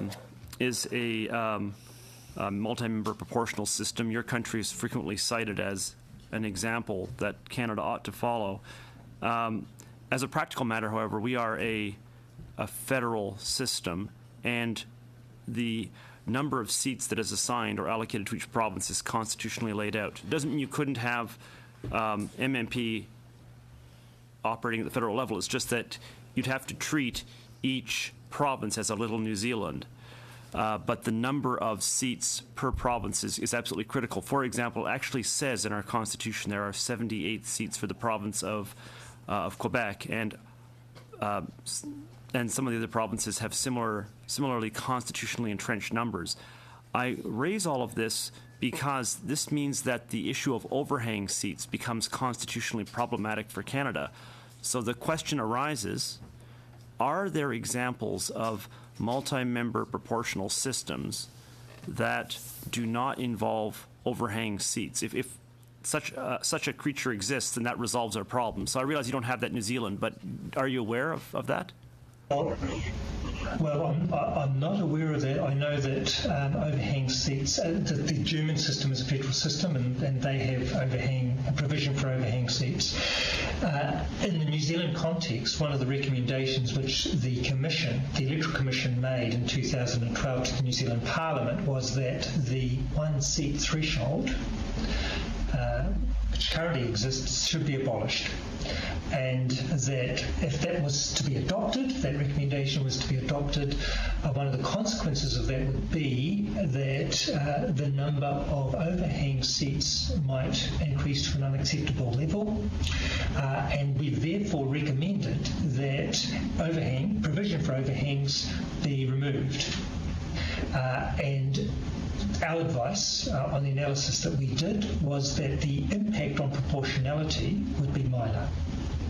So the short answer is that would be minor. So the short answer is that it would be possible to have an MMP system which didn't provide for overhangs, and you would be able to do the analysis which gave you the insight as to what impact that would have on proportionality. Remembering that MMP is a moderate form of proportionality. It's not an absolutely pure system. There will be levels of disproportionality, and the question will always be, how acceptable is that? Where does it fit in the balance between proportionality and the desire for stable, effective parliaments and stable governments? Move on to Mr. Cullen. Thank you, Chair. To Mr. Rogers, earlier today we heard from some Irish experts that when looking at other countries' electoral systems, it's often commented from the outside it looks very complicated, difficult to understand how the ballot works, and there's often a fear expressed by those that seek not to have electoral reform take place that any new system brought in will be so complicated that people won't understand it and, in a sense, might be disenfranchised because they don't know how to perform their enfranchisement the way that they want. You've made changes. Has there been any evidence, perhaps not in this past election, it may be too soon to tell, but in previous elections where the complexity of the system has led to lower voter turnout or more of these ballots that we've talked about not being able to be registered? Has there been any evidence? Have you looked for any? Does anyone do any research on this to find out if the complexity of the system has led to any negative consequences? It hasn't impacted on turnout because, again, we have mandatory voting and mandatory enrolment. Our research shows that there are three factors that impact on informality. One is those electorates where there is a high level of English as a second language. The second of those factors is where there is simply a large number of candidates on the paper. And specifically for Australia, the third factor is where our electoral event occurs close to a state electoral event where they may use a different voting system. So there are three factors that impact on informality. But again, the recent change to the Senate, we really have done a very extensive education campaign. The initial results show that people were well aware of what the requirement was, but we'll have to do a wash-up at the end of that to see whether the informality rate for voting for the Senate increased at this election. And that entire campaign from start to finish, education-wise, was over a 4-month process, and people were able to pick it up in time and exercise their rights. So I want to turn to online voting for a moment. You made a comment, I don't know if it was in the beginning presentation or in response to a question, but you said it is massive costs and unacceptable security risks. Where does that comment come from? Is that a personal observation? Is it something Australia has looked at in any specificity? Because it is one of the things this committee is charged with doing here in Canada. No, that certainly wasn't personal. That was from a 2014 report of the Australian Parliament's Joint Standing Committee on Electoral Matters, which is our parliamentary oversight committee. They did a comprehensive hearing into that and have written a comprehensive report on it. That quote came from that report where they, at that point in 2014, acknowledged that whilst it may be inevitable at some point, pointed out the significant risks that might accrue from electronic voting or internet voting if it wasn't done properly. The question around this is risks versus rewards. That those that have promoted or proposed online voting have suggested what rewards there may be: ease, younger demographics becoming more engaged, higher turnout potentially, versus the risks that are in place, which is either the lack of confidence from the electorate as to what the results actually are, and we've heard this a number of times already about counting physical paper ballots and whether they be scanned or there's some backup mechanism that's physical, gives people confidence, or the system being hacked. and that the risk of an electoral system actually being hacked and the consequences of that would be difficult to ever know, and you could have, in effect, a legitimate government. Is that what the committee struggled with or addressed in terms of their report? I think you've summarised that, there's sort of two camps. One of the quotes from the report was that younger people allegedly would prefer to be online rather than in-line queuing up at a polling place. But there are also those risks and rewards that you're pointing out there. A question to Mr. Pedden regarding the lists. One of the opposition to the idea of having party lists is party control, effectively, that some back room somewhere in each of the parties is constructing this list, and that it has smacks of a certain undemocratic feeling that people are placed, very much like our Senate is right now. And is there another way, and as New Zealand looked at other ways that list is constructed, could it be, we've had the suggestion of regional nomination meetings that are done through a democratic party process. Has New Zealand looked at any of those other approaches, or is that simply done party by their own preference? Briefly, please. So the question of open or closed list is something that has been considered throughout, from the 1985 Commission throughout. Party lists in New Zealand are closed. When we looked at it, our conclusion was that any benefit to be gained in voter choice through open or semi-open lists is outweighed by the resulting complexity.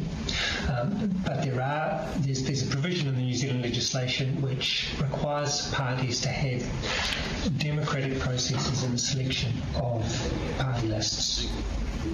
So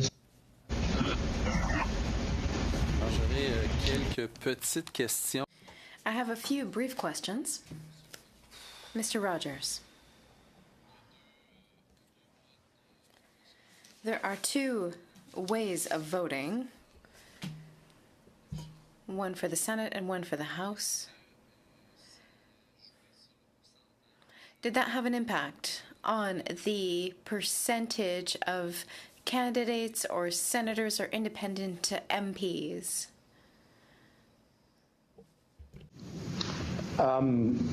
It's hard for me to answer that question other than to say the number of candidates who are standing for the Senate vacancies continues to increase. The Senate ballot paper is becoming very complex, and I think at the election we've just had, the font size for the New South Wales Senate ballot paper was either 6 or 7, which is very difficult to see, to the extent that we had to provide plastic magnifying sheets in the polling place to cope with the size of the ballot paper. Quel est le ratio? Peut-être ça m'a échappé. Perhaps it was already mentioned, but what is the ratio of voters to members? Well, the size of the electoral roll is at this stage 15.6 million people, and there are 150 members of the House of Representatives and 76 senators. OK. Plusieurs pensent que... Many think that among the general public, and I will stick to what I know, in Quebec there was an attempt to reform the voting system between 2003 and 2007. One of the criticisms of the first past the post system was that the party line was very rigid.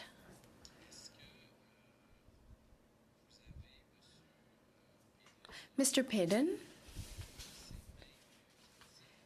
have you heard those same criticisms during debates that led to the changes made to your voting system?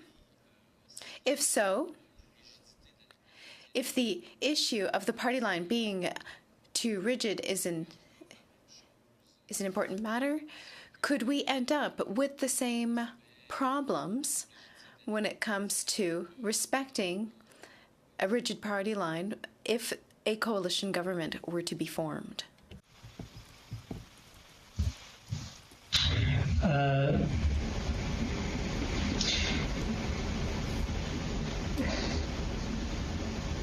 I think that the question you ask, sir, is really one better directed to a political scientist or political commentator rather than an electoral administrator. Oui, mais je voulais savoir si... I just wanted to know if perhaps you could summarize for me if, when it came to debate, if there was that in general impression from the public with regards to the party line being very rigid when there were debates that eventually led to changing your voting system. That's the first aspect of the question. I would imagine that this may have come up in some of your documents. Well, it was the case that the impetus for electoral reform, beginning in the 70s and early 80s, was around dissatisfaction with the way in which First Past the Post was operating in New Zealand. The two main parties which continue to be in existence and now are operating successfully under the mixed member proportional system, very successfully, neither party was an advocate for moving to a proportional system. Notwithstanding that, we went through a process which saw the New Zealand public get to have a say and to exercise a choice to move to MMP. That was the New Zealand experience. Thank you. We're more or less out of time. On poursuit maintenant avec Madame May. We'll now move on with Ms. May. I have a segue to the question I want to ask Mr. Pedden. Is in the deck that you provided to us, page 5, starts with this issue of voter dissatisfaction with First Past the Post in New Zealand, and that it had intensified after the 1978 and 1981 general elections. I wonder if you could tell us how First Past the Post operated in 78 and 81, and the nature of perverse results that led to the voter dissatisfaction. Well, in I think the 78 election at least, it was an example where, taken as at a national level, there were, the nationwide vote was in support of the party that didn't form government. So in other words, you had the wrong winner scenario, which sometimes occurs under majoritarian systems. Well, then turning to another one of your charts, the one at page 15, with the diversity in Parliament over the years 1990 to 2014, and the spike in diversity of Asian representation, Pacifica, Maori, and women, what would you say the chances are that the increase was pure coincidence after adopting MMP? I think the chance would be very low, and I would direct you to slide 16, which shows the same information but taking account of the impact of the list and where people are elected from. And what you can see when you look at that slide is that women are predominantly elected from the list. So 43% of all MPs elected to Parliament from party lists, 43% were elected from the party list. Only 24% were elected from electorates. That's terribly helpful. And so what I think... Oh, sorry. Continue. I didn't mean to cut you off. I was just going to conclude that I think that demonstrates the impact of party lists enabling parties to put women, put Māori, put Asian and Pacific people in electable positions to Parliament. Well, thank you. I don't think any of the questions this evening, and forgive me if I've missed one, dealt with the issue of voter turnout. Has New Zealand experienced any change in voter participation since adopting mixed member proportional? New Zealand has been experiencing a significant decline in voter participation since the early 80s. There was a a spike in participation in 96 and 99, but since then the overall trend of declining participation, which is of great concern to the Commission, to the New Zealand Parliament, to the government, continues. There has been research done on the impact of the change on participation by Professor Jack Vowles, which indicates that the change to MMP has neither impacted, has had a neutral effect on participation. So the initial spike, was that viewed as associated with voter interest in MMP, or was it seen as not connected? I think interest in the election, interest in MMP. We survey voters and non-voters after every election, and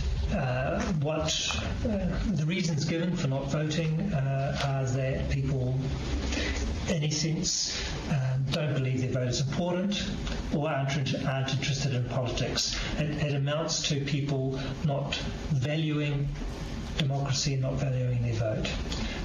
And we've done, the New Zealand Electoral Commission has done a significant amount of work around voter participation in New Zealand and what's driving it and what we might do about it.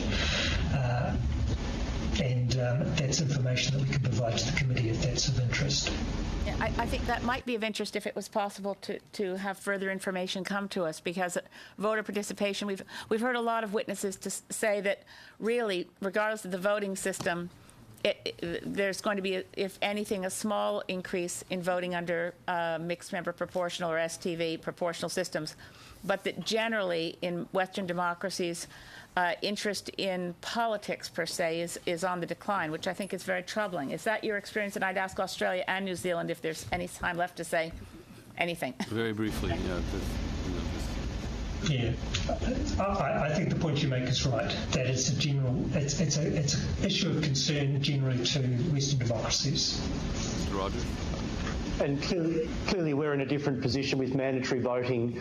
We've taken a slightly different perspective, but last election we prosecuted more people for non-voting than we've ever done previously. So we are dealing with it slightly differently. Thank you. Mr. DeCourcy.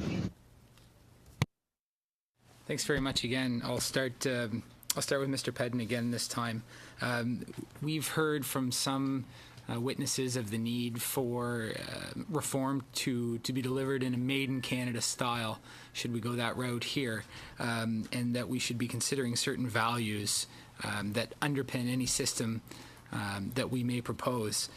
Given the differences in the geographic reality here, Canada being upwards of 9 million kilometers square and New Zealand 270,000 square kilometers, differences in population 35 million to just under 5 million, differences in divisions of power, constitutionality of constitutional differences. What values underpin the system in New Zealand, and where are some of the compatibilities to Canada given those differences? Well, again, what I would do is commend to the committee the 10 criteria that were identified by the Royal Commission in 1985 for judging electoral systems. When the New Zealand Electoral Commission came to review MMP in 2012, we referred to those and we found them to continue to be relevant. They are available as Appendix B in the 2012 report that has been provided to the committee. They include things like fairness between political parties, recognising the fact that political parties are an important feature of modern politics. Although the first past the post system, for example, operates as though they don't exist. Effective representation of minority and special interest groups. In the New Zealand context, effective Māori representation. Political integration, the extent to which the system brings together diverse opinions. Effective representation of constituents. Effective voter participation. Effective government. Effective parliament. effective parties, and the legitimacy of the system. So those are just briefly the 10 criteria that the New Zealand Royal Commission used to judge the systems that it considered, and it judged that for the New Zealand context and tradition, MMP was an appropriate and preferable alternative to what we then had. Great, thanks very much. Lots of content that will be helpful. I'll finish with Mr. Rogers, delving more into the relationship between the elected member of the lower house and the electors that person represents. What is the general role played by that person vis-a-vis their local constituency? And is your sense that there's general satisfaction, dissatisfaction with amongst members of a constituency with the person who gets elected under an alternative vote system? Again, I'm projecting a bit here because everyone's going to have their own view, but I think the system itself is broadly accepted by the community, and there hasn't been a huge clamour, as far as I'm aware, to change that system that you're discussing there. It's a very traditional system, local member, who is very much the local member and represents the local community. Great, that's all I have. Thanks very much. It's been an delightful day. Thank you. Mr. Kenny. Chair, I was so transfixed by Mr. Reid's questions about overhang ballots that I'd like to cede my time to him. Well, by a happy coincidence, I have a further question regarding overhangs. Seats. Yes. My question is pretty simple. Mr. Pedden, you were just saying in response to my final question to you that you had given advice discussing how it would be possible to adjust the system so that there would be no overhangs. I was going to ask if that information is publicly available and if you could direct us to where we could find it. It would be enormously helpful to us. You can understand that our level of expertise on this matter would be a good deal less than yours. Well, the New Zealand Commission reviewed, as a consequence of the 2011 referendum when New Zealanders voted to retain MMP, the Commission had a statutory responsibility to review MMP and to recommend to the Parliament any ways in which it thought, after public consultation, the New Zealand system of MMP might be improved. And our findings are contained in our report of the Electoral Commission on the review of the MMP voting system, which was tabled in the New Zealand Parliament in October 2012, and we've provided a copy to the committee, so it should be available to you there. We discuss the question of overhang seats, this particular question at page 20 of that report. Thank you for that. We'll consult with our analysts who probably have it in their hands right now. I wanted to turn to, or in their offices right now, maybe more accurate. I want to turn to Mr. Rogers for a couple of questions relating to the ballot. I remember when I lived in New South Wales, even then, there was a distinction made between the giant ballots in New South Wales and those in other states, being the largest state with the largest population. I think that the problems you had in that state were worse than the problems in other states. I'm assuming that's still essentially true? And I was going to ask, can you tell me how many names are on the New South Wales ballot? Look, it's essentially true, but unfortunately, at least from us, from an administration perspective, some of the other states have now caught up. And I mentioned before the need to have magnifying sheets. I think we also had to have that for the Victorian state ballot, Senate ballot paper, and for Queensland, the eastern seaboard states, the most populous states. They are very large ballot papers, a metre long, in fact over a metre long. I can't tell off the top of my head how many candidates, but I think in 2013 there were 180 candidates on the Senate ballot paper for New South Wales below the line. So it's a lot of choice. One of the things that, one of the impressions I was left with was that the barriers to entry to getting your name on the ballot are relatively low, and this leads to what I would think of as being essentially prank candidates. I remember when I lived there, there was a candidate called Pauline Pantsdown who it was a person who'd actually changed their name in order to mimic the name of another politician, and I think the real purpose that Pauline Pantsdown had for getting on the ballot was to promote a song that was currently playing on Triple J, one of your radio stations. So I say all of this by way of saying that, am I correct that the higher barriers to entry, a larger deposit, for example, to enter, might have the effect of pushing some of these candidates off the ballot and resolving that particular problem?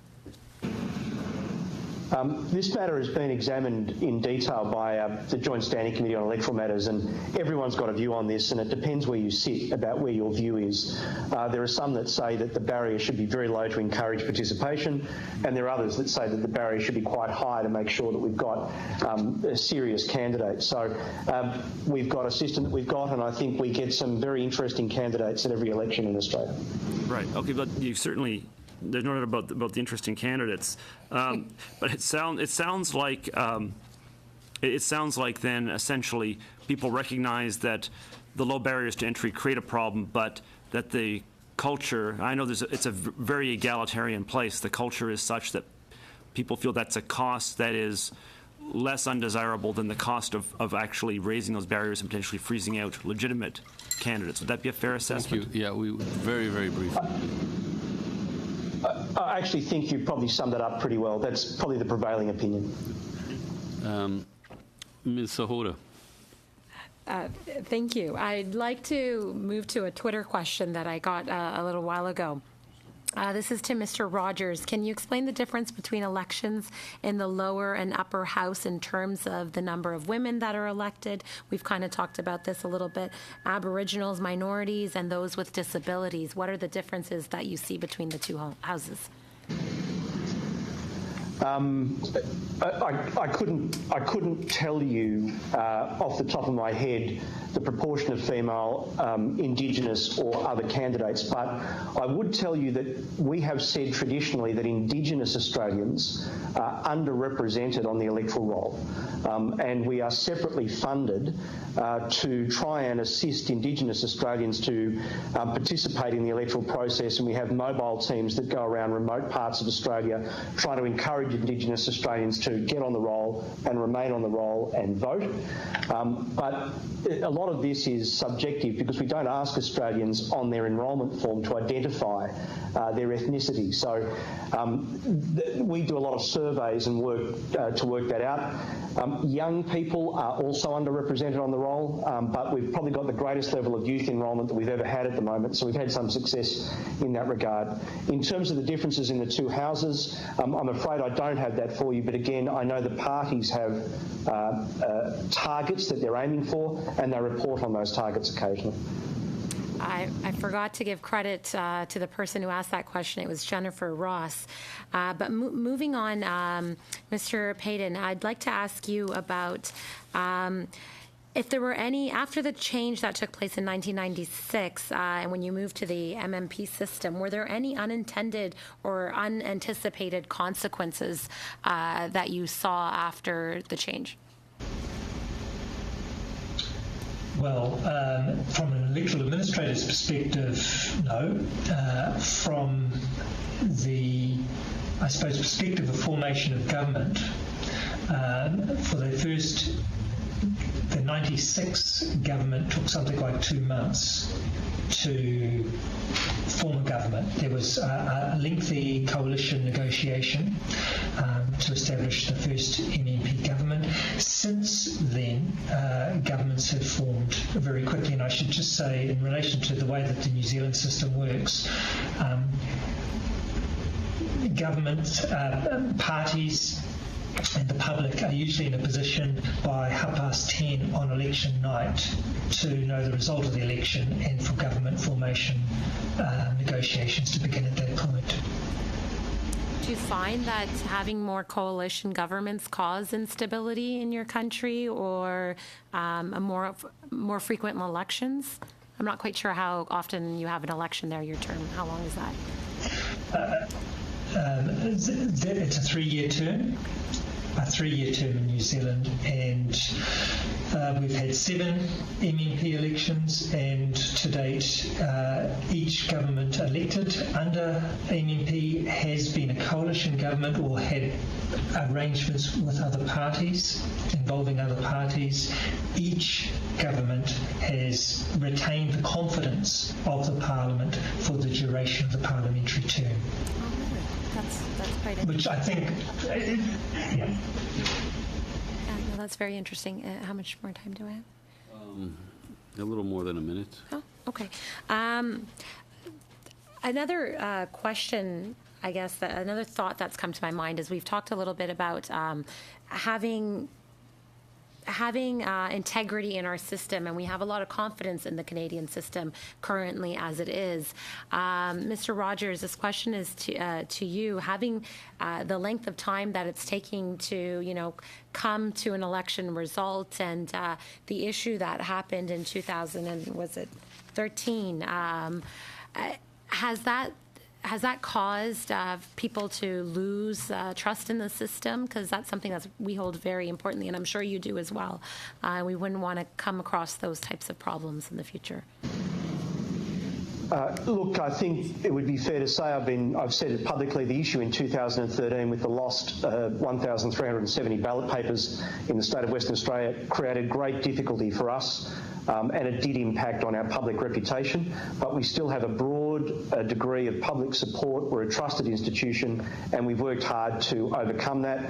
The longer the result takes, though, every time there's increased scrutiny, like an incident in 2013, I'm sure it's the same in Canada, but some of the media commentary occasionally is perhaps strays from the reasonable, nuanced, calm and informed level of public debate that we would like, and we have to deal with that as well. Thank you.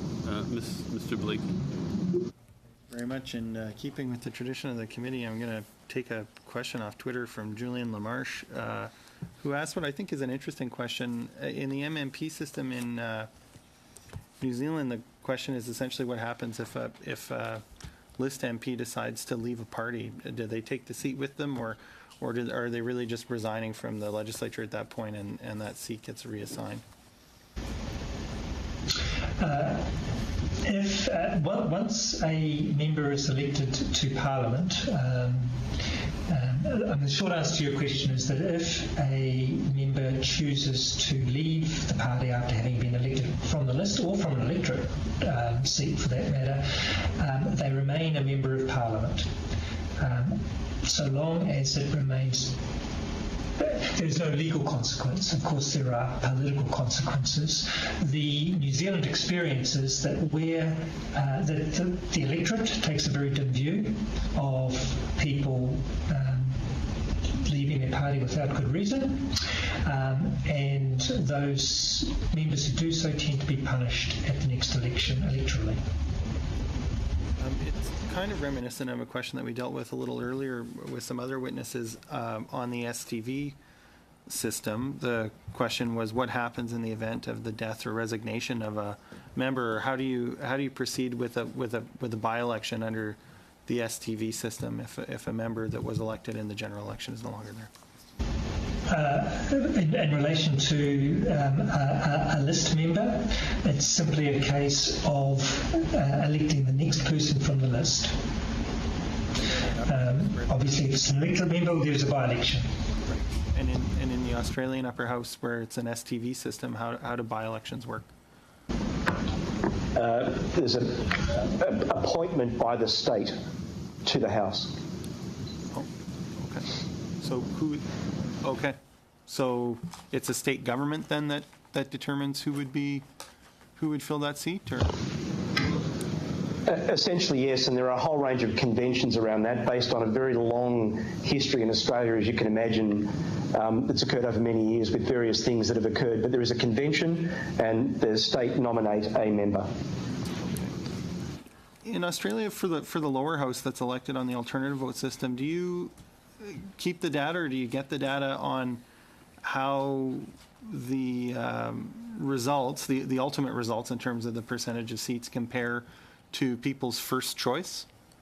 One of the themes we do. we're discussing a lot is false majorities, and some of our witnesses have suggested that an alternative vote system may not only not alleviate that, but might actually exacerbate the problem of false majorities. Is that something that you guys watch, and if so, what has tended to be the effect in the lower house in Australia?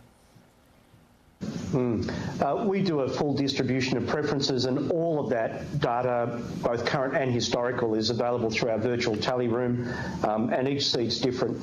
There's an absolute majority in some, depending on where the seats are located, and in others there's a hugely complex preference flow to end up with the final result. But we do that at every election, and it's very transparent, and everyone's able to see it. How often would you say parties tend to form a majority in the lower house without having a majority of the popular vote on the first choice round? I would say that would be rare. On the first round, first preferences. Look, I'd have to examine that. I think what you'd find, there are two major parties, and the Conservative Party is in coalition with another partner. It's very difficult for me to answer that question in any statistically meaningful way, but I can take that on notice and maybe give some thought around that and provide you an answer later on if you like. Sure, thank you very much.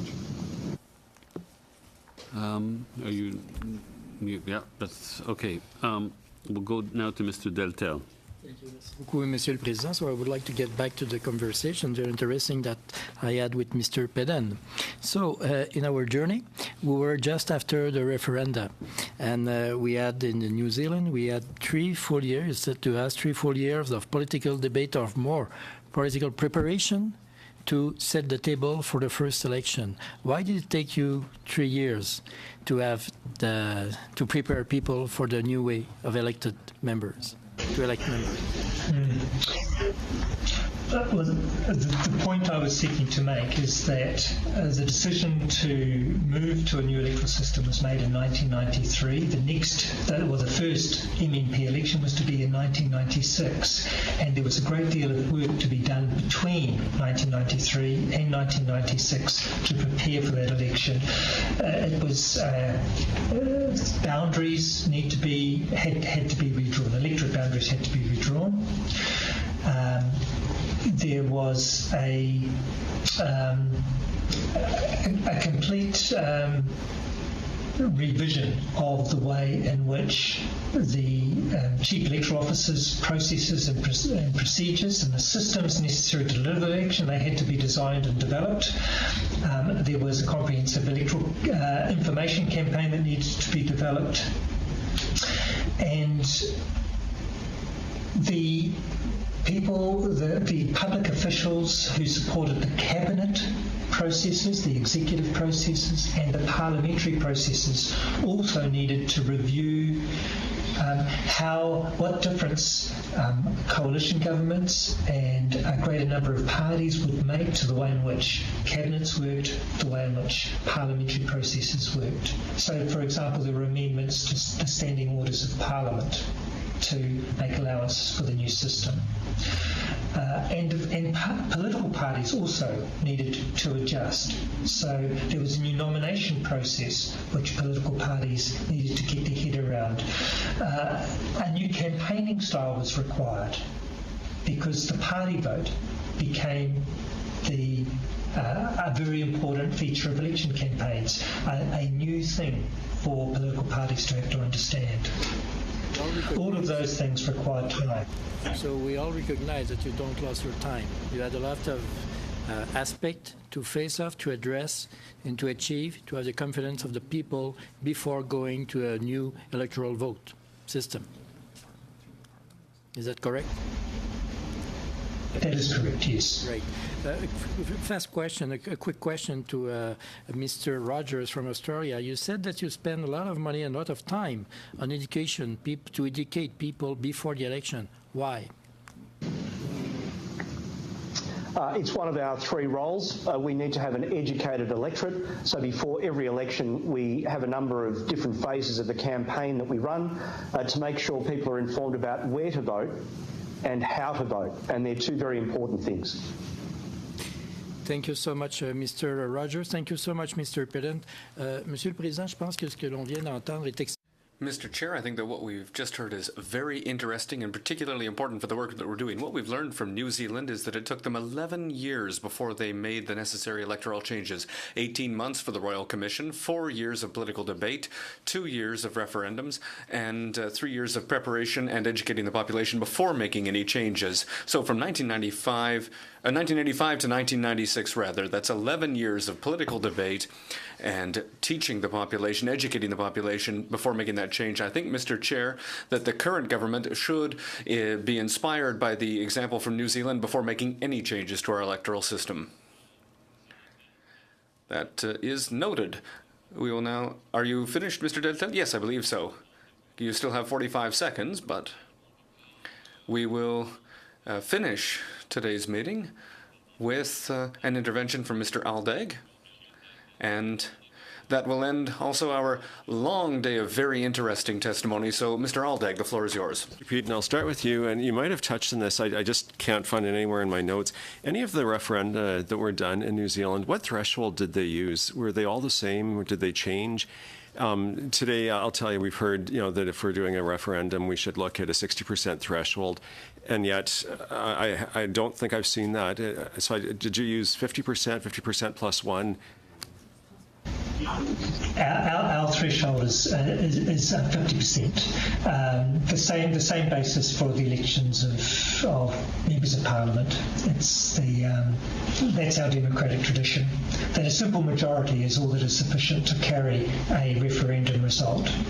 And so no special majority is required. I also had a note that to make any changes going forward, such as to introduce online voting, would also require a majority support in referendum. And so again, that would be 50%, a simple majority. No, I'm sorry, that wouldn't be right.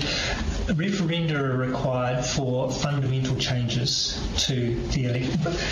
When I say they're required, if it's an entrenched provision, one of those provisions which is contained in Section 268, so for example the method of voting, that would require either a 75% majority of members in the House or a referendum to confirm.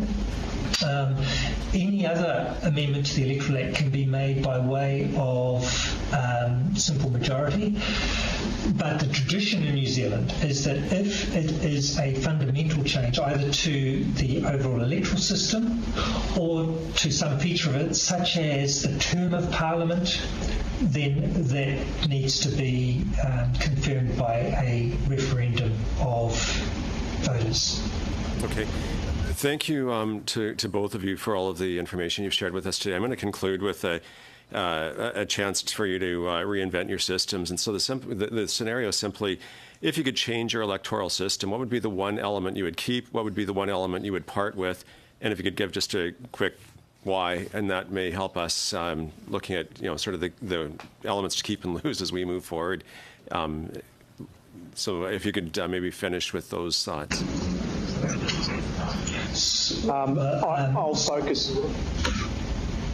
Sorry, Robert. I'll focus on administration. I'll focus on administration rather than anything else. For us, the big issue that kills the Australian voting system is the vast number of envelopes that we have to deal with at election time, without the access for people voting everywhere. And if there were a better system for us of dealing with that, it would lead to much swifter results, much more certainty of result, and a better system overall. So I'm focusing on purely the administration of the Act rather than a more philosophical approach to elections. So as far as the New Zealand Electoral Commission is concerned, our role is as an administrator of the system, which has been adopted by the New Zealand Parliament in consultation with the people of New Zealand. The Commission is not an advocate of any particular system. We're here to explain the system that we have. But to provide the kind of guidance that you're seeking, again, I would simply commend to you the report of the 1985 Royal Commission, and also the report that we did on the review of MMP in 2012, where we made a number of recommendations in relation to the particular system of MMP we have and how we saw it might be improved. A question. So for us to get the 85 report, if it comes through the committee, I guess we would deal with translation and how can we actually to enter it into kind of evidence to be able to draw from? How can we do that? Because I would say to both of you, if you have materials that you would like us to draw from, you can submit written material. And this is one that's been mentioned a few times, and it seems like it may be of use for us to look at. And so I throw it out to the chair and clerk. How can we legitimately have a look at that document without taking years of translation time? The best approach would be to and we'll look at it and make some kind of determination. So if you are able to send us, it's the 85 report. There's a link, obviously. We can send you a link to it. That would be wonderful. Are you finished with your line of question? Well, thank you so much, Mr. Rogers and Mr. Pedden. I think I speak for all members of the committee when I say I feel I've learned so much, not only about your electoral system, but about your political culture, and obviously that means about your country as a whole. And it's been very informative. You've made a very significant contribution to our study, and as I say, it's really been a pleasure to learn about your systems and your country. Thank you for countries. Thank you for joining us. To members of the committee, demain notre réunion est à 9h. Tomorrow, our meeting is at 9:30. We'll have 3 witnesses, including Mr. Himmelfarb and Professor Blais. And I would like to note 2 members of the committee that the green shuttle bus is available at from 9:30 to 10 o'clock tonight. So no worries. The buses will be there. So if there's nothing else, I will conclude this meeting, and we will see you tomorrow morning. I'm sending you the... Thank you.